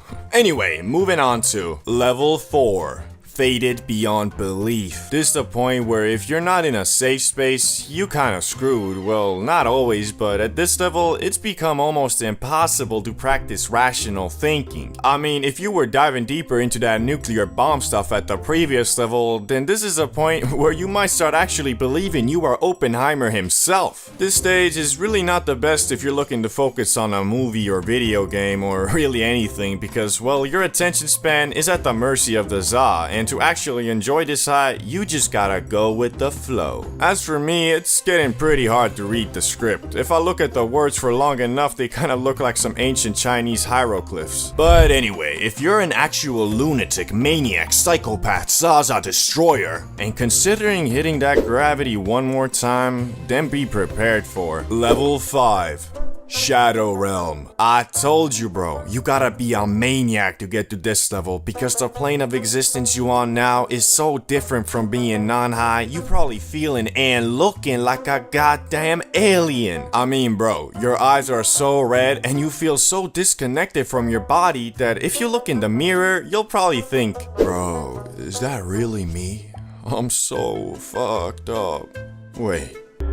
Ah, shit, I'm in the Shadow Realm again, aren't I? And now that you realize you're in the Shadow Realm, you either stop the trip by going to sleep, or level unknown, exploring the Shadow Realm. This level doesn't require smoking more. All it really requires you to do is just go outside and explore the world that in many ways has become the upside down from Stranger Things. Cause at this level, rational thinking has been completely thrown out the window and your brain has reverted to factory settings as of when you were just born. So if you see a streetlight flickering, for example, if you were normal, you just think, they really should fix that. Compared to now, oh shit, bro, this is totally one of those slasher scenes where once I walk over the streetlight, he's gonna shift me up, isn't he? Nah, man, fuck this, I'm out of here. At least, I don't know, that's how it feels to me when I achieve the pinnacle of high and am wandering the world outside. Have you ever met someone who parades the fact that he loves the Zaza? And if you ever say anything bad about it, he gets all defensive and starts frantically arguing about how it's good for you. Like, yeah bro, there are health benefits, but if you're out here doing 8 rips, 4 2 edibles, and half a cart every 12 hours, do you really think you're reaping the health benefits of the Za? Mofo beyond about, it helps with my anxiety and depression. Like bro, what are you anxious about? Worried that the pizza delivery guy might be an assassin? Sounds more like paranoia to me. And have you stopped to think that maybe the depression you're feeling could be because all you does is sit around, eat pizzas, smoke grass, and watch Disney Plus? But people like this aren't the majority, and overall, when you meet a fellow grass eater, you can expect him to be just a normal chill dude who uses the Za to enhance his experiences, rather than rely on it for them. So today, I thought I'd go over some of the coolest dudes I've encountered who consume that lettuce, starting with the Za athlete.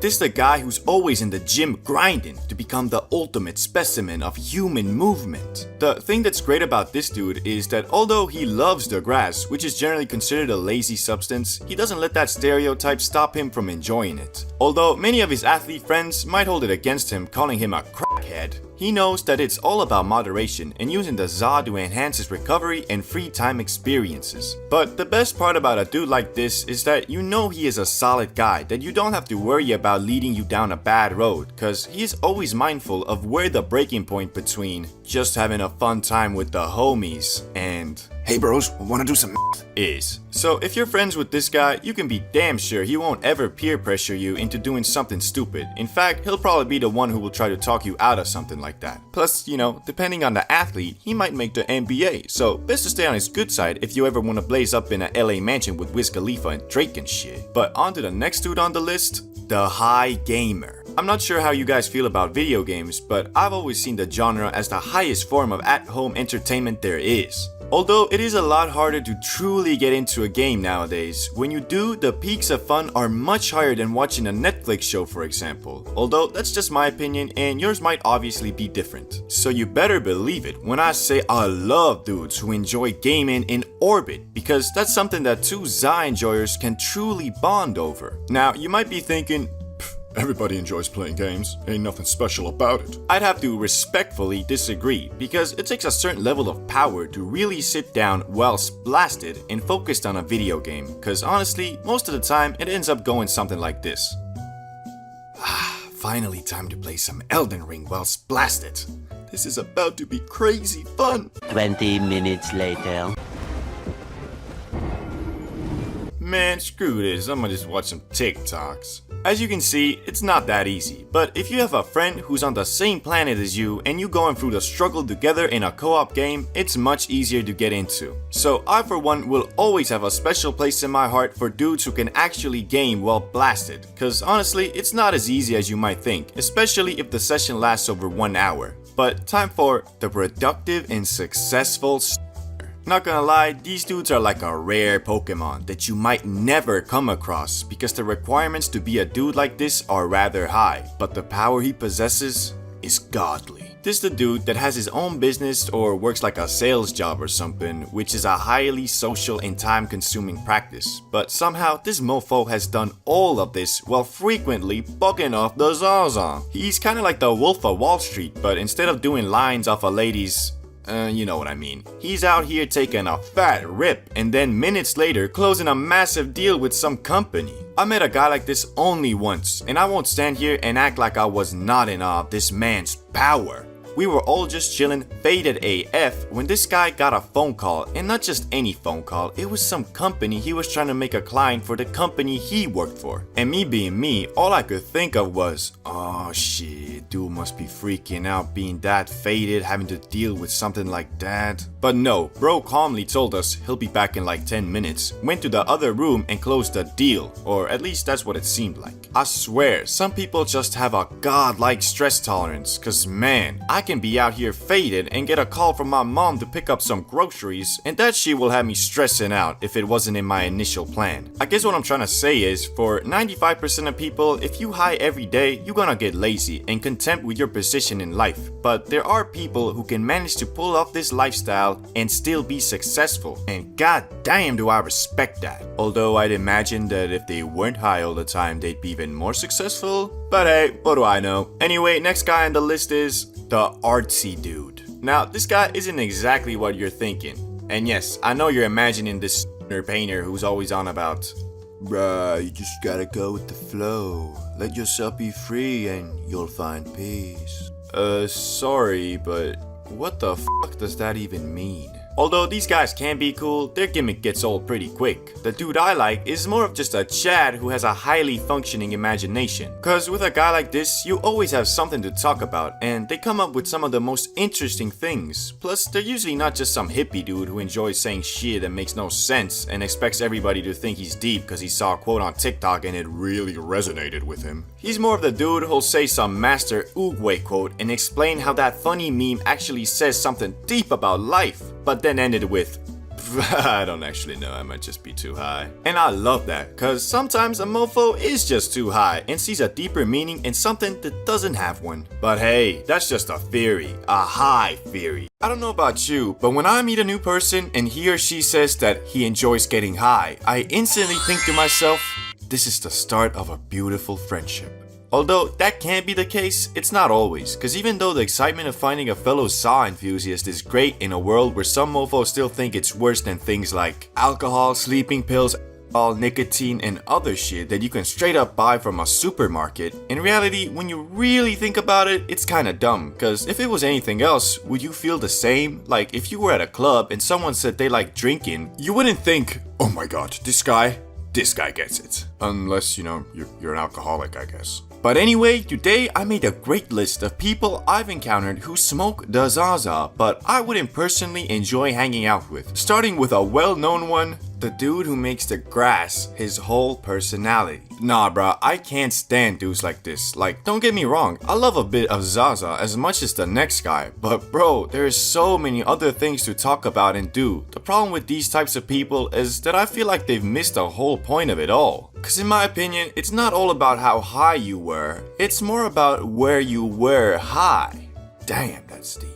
Like, I'd rather hang out with a dude who has never been high in his life, but has interesting stories / experiences and doesn't just talk about, yeah bro, I was so damn high last night, I was on planet Venus. Damn, that's crazy. So where were you at? What you mean? Like, where were you and what were you doing, you know? It must be a crazy story. Nah, I mean, I was just at home on my bed, you know, eating Doritos and stuff. So you were just high in your room all day? Yeah, I mean, yeah. What a fucking lame story.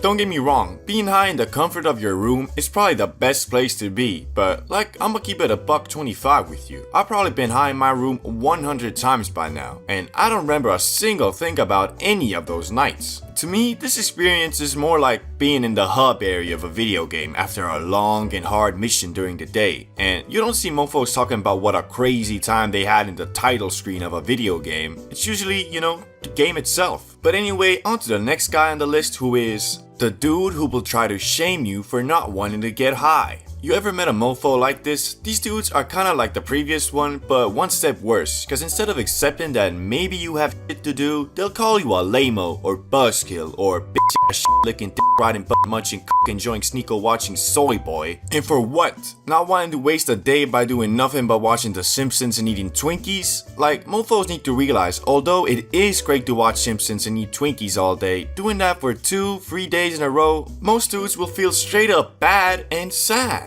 If you're a human being living in today's day and age, to succeed in anything, you can't be doing that consistently. It's gotta be a special occasion, celebration, or when you've already completed your goals for the day and deserve a break. But hey, at least they don't shame you for the thing this next guy shames you for. The dude who will make fun of you for smoking less than him. Now, this guy is a lot like the first dude, but with the added minus of he actually thinks for some odd reason that the fact that he has to smoke a whole damn cart to feel high is a flex. Like, sorry bro, but I know dudes who had the exact same mentality and let's just say they ain't end up so good. Like for example, this guy who thought being high is a damn competitive ladder that needed to be climbed. You know, like the army, but instead of protecting your country and pursuing peace, it's all about who can smoke the most crack without dying. Like, imagine this same attitude, but instead of Zaza, they'd be doing this with nicotine. Mofo would be 45, working minimum wage in the back of a gas station with a young guy talking about,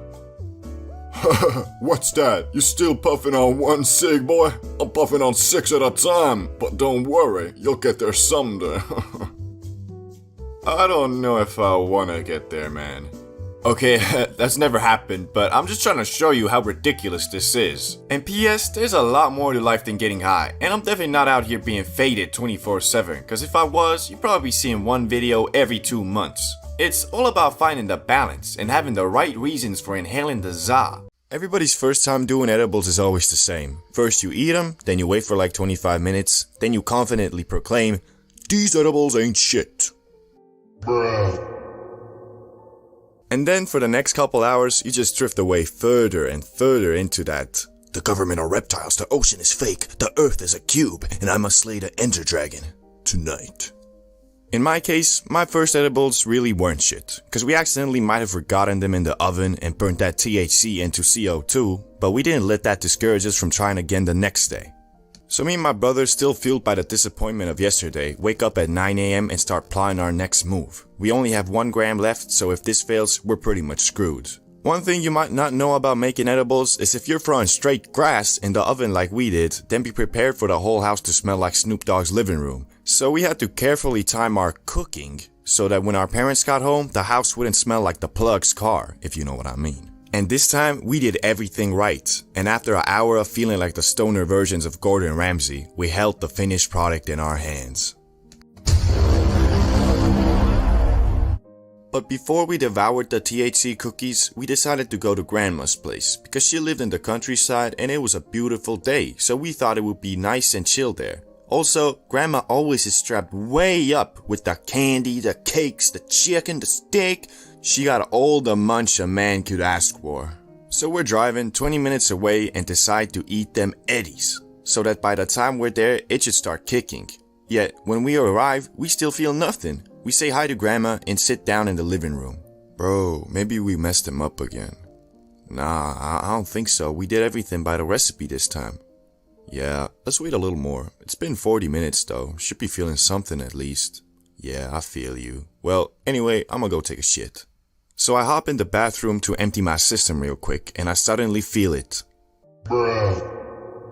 Then I hear some music coming from the living room and get intrigued. I finish my business with the toilet and go to the living room to find my brother jamming it out to some old ass radio playing some Elvis Presley or something. I wanna call him a dumbass, but I can't, cause my body starts moving by itself. This music is peak, there is nothing better. Until the next old song comes on, and it slaps harder than Chris Brown in 2009. I'm obviously talking about his music in 2009, not the incident with Rihanna. At some point, we had had enough of the old-timey radio, so we turned it off and sat down on the couch to discuss our next move. So, how high are you? Yeah, I'm high. Yeah, me too. Real question is, do we take the second cookie? Now, we had baked 4 edibles total, so we had 2 left. We didn't plan on eating them that day though, because from what we had heard, edibles are supposed to hit their max in like 3 hours after consumption, so obviously I answered, I think we should, bro, for science. We took the second cookies out of their folium wrapping and ate them with some milk.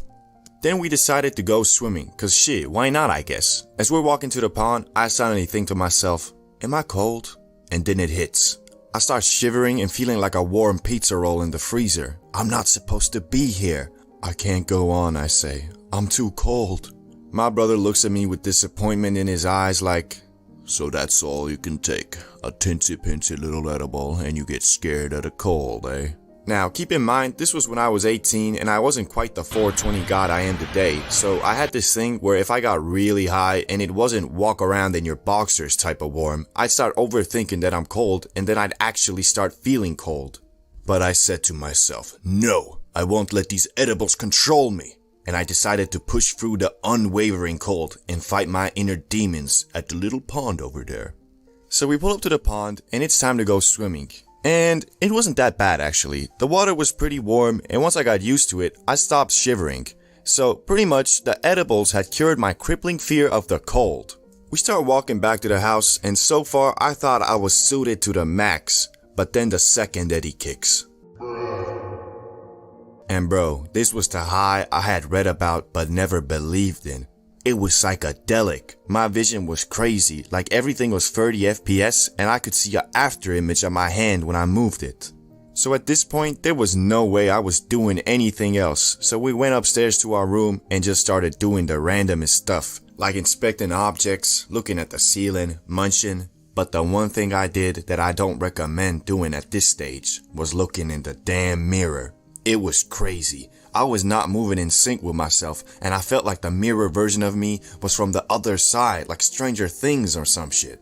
After like 30 minutes of doing things, we got really tired. Just standing up and functioning had become an immeasurably difficult task. So even though it was only 9 PM, we decided to call it a day. But I couldn't sleep. These two monster cookies got me overthinking everything, laying on the bed, eyes wide open like, bro, what if that really was the Stranger Things version of me? What if he's waiting for me to fall asleep? I don't want to go to the shitty other side. I don't know any plugs there. Where am I gonna get my weed? And when I finally did try to close my eyes, I started tripping way out. Half asleep, half awake, seeing these vivid dreams. Thankfully, at some point I did fall asleep. And not just any sleep, I went into freaking hibernation, cause I was out cold for a calm 16 hours. So I'd say lesson of the story is, if it's your first time doing edibles, wait like at least 2 hours before you proclaim the classic, these edibles ain't shit. Mushrooms are a lot like that one friend who is always talking and it kind of annoys you, but at the same time you love him cause you know he's always keeping it real with you. So if you are fiending for a third eye awakening on some Dragon Ball Super shit, you better be ready for the shroomy shrooms to take you through the depths of your unconscious, where it will dig out and highlight questions about your very fabric of existence like, who am I? Why are we here? Do I like men? But anyway, that doesn't happen the very instant you eat the shrooms. In fact, the stages of a mushroom trip are so different, each one of them could be considered a substance of their own. But the first stage everyone experiences is Stage 1, Ingestion/come up. Right after consuming those Mario power-ups, you might feel your stomach twist and turn a bit, as your body is signaling to you, this shit was not food, wasn't it? But thankfully, it's usually pretty minor and goes away after a few minutes. While waiting for the shrooms to kick, you probably stare at a bunch of random objects hoping to find some type of moving pattern, cause that's what shrooms are supposed to do, right? Well, yeah, kind of, but after 30 minutes goes by and you're still staring at the wall with no sign of visual hallucinations, you probably think to yourself, man, I got scammed, didn't I? But then you start really thinking about it. Are you feeling something? And then you think about the next thing, and the next thing, and then you might laugh at something completely random like this picture of SpongeBob, and boom, you now realize they weren't duds, and you're about to go on a journey, bro. Also, after all this, you probably move on to Stage 2, Questions that lead to more questions. You're at the point now where you know the shroom's kicking, but you don't really see any visuals except for maybe the increased significance of every object, but the main thing is you have started questioning everything you know, but not in a scary way of nothing matters, there is no point. More of a, man, I love hanging out with Charlie. Wait, do I though? What type of person is he actually? He's friendly, but kinda secretive and keeps to himself. What is he keeping to himself? Could he be a totally different person? Am I becoming a better person by hanging out with him? What is going on? So yeah, this stage can be very eye-opening to some, especially if you're the type of person to hang on to problems and worries instead of facing them. Because however hard you try not to think about something, the shrooms won't let you. And although it might seem like that's a bad thing, it's actually not. And you should treat this time of the trip to pinpoint the main questions you would like to receive some type of answers to by the end. Because soon after, you're gonna go to Stage 3.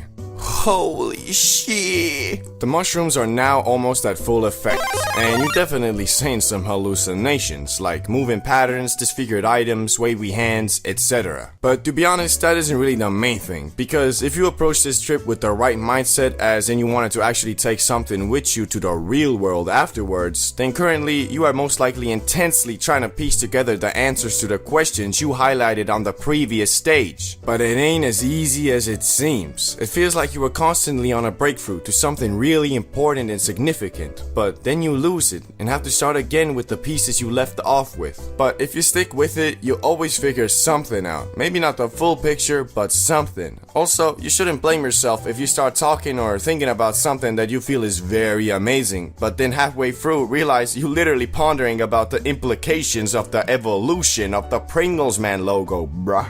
But not to worry, that's the beauty of shrooms. They make you think about everything on a deeper level, and if you can find the correct things to think about through the clutter of Matrix conspiracy theories, you'll still emerge victorious. Speaking about emerging, the next stage is Stage 4. The slow come down. You are now slowly coming down from the shrooms, which is indicated by the fact you don't see as many trippy patterns anymore, but also you're more realistic in your thoughts as well. Also, at this point, you probably aren't bouncing from thought to thought as much anymore and have chosen a definitive couple of things to think about. And with those things, you will find answers, but also a lot of new questions, which can be frustrating, well, until you get to the next and final stage. Stage 5.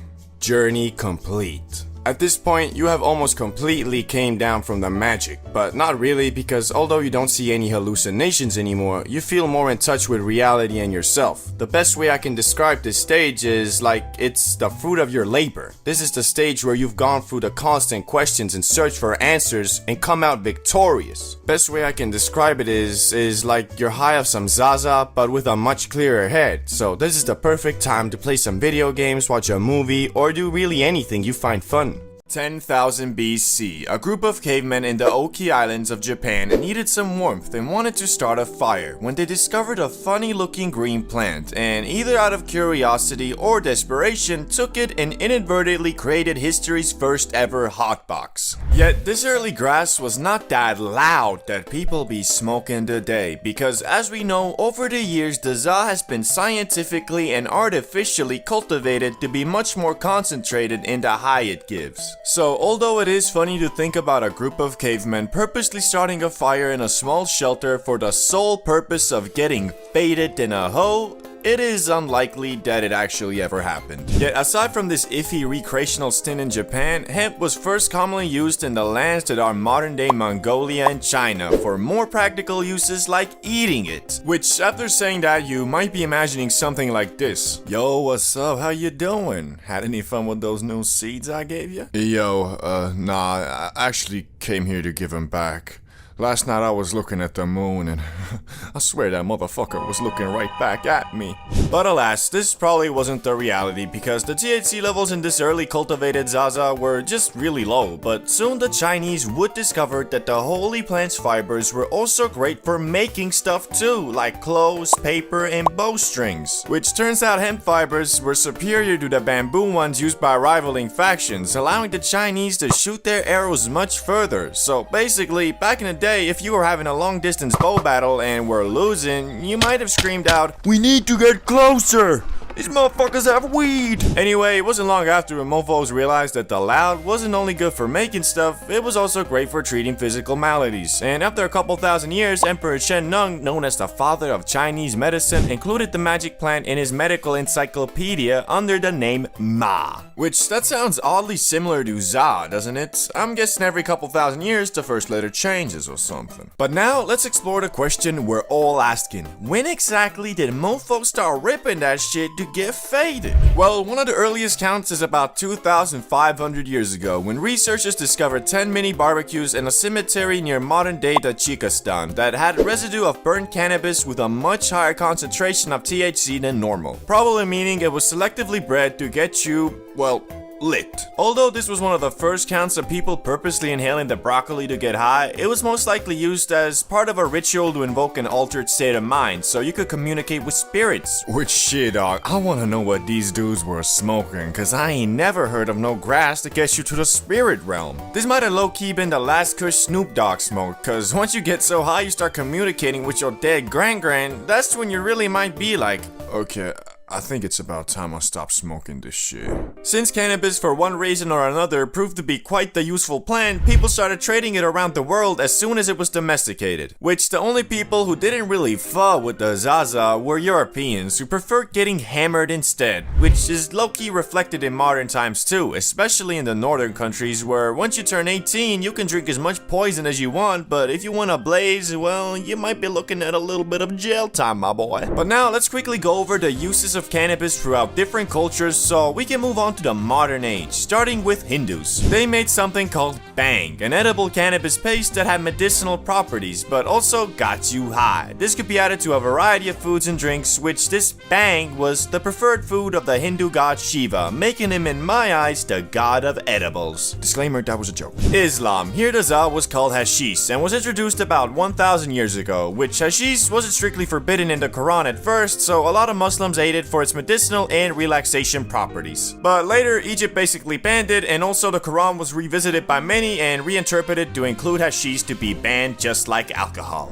The Vikings. These dudes basically used the za to make rope, sailcloth, and other things, but also for its medicinal properties, mostly to relieve pain, and to date, there's no hard evidence that they consumed it for its recreational use, but you know, maybe they should have, because they were quite the horrendous savages and murderers, so it might have made them think a little bit about peace and love. But what about America, England, and the actual global world powers? How did they react to weed? Well, again, like the Chinese, Europeans and Americans at first prominently used the magic green plant in the 16th to 18th century for more practical things like making sailcloth and rope, which the plant itself grew much larger in the New World soil, and combined with the practicality of it, everything started being hemp-derived. Clothes, paper, well, basically anything that required fibers. But the question still remains, when did mofos start smoking that shit to get blasted on the regular? Cause although at some point you, your neighbor, your grandma, your boss, and even George Washington were out here growing weed, wasn't nobody out here rolling them up.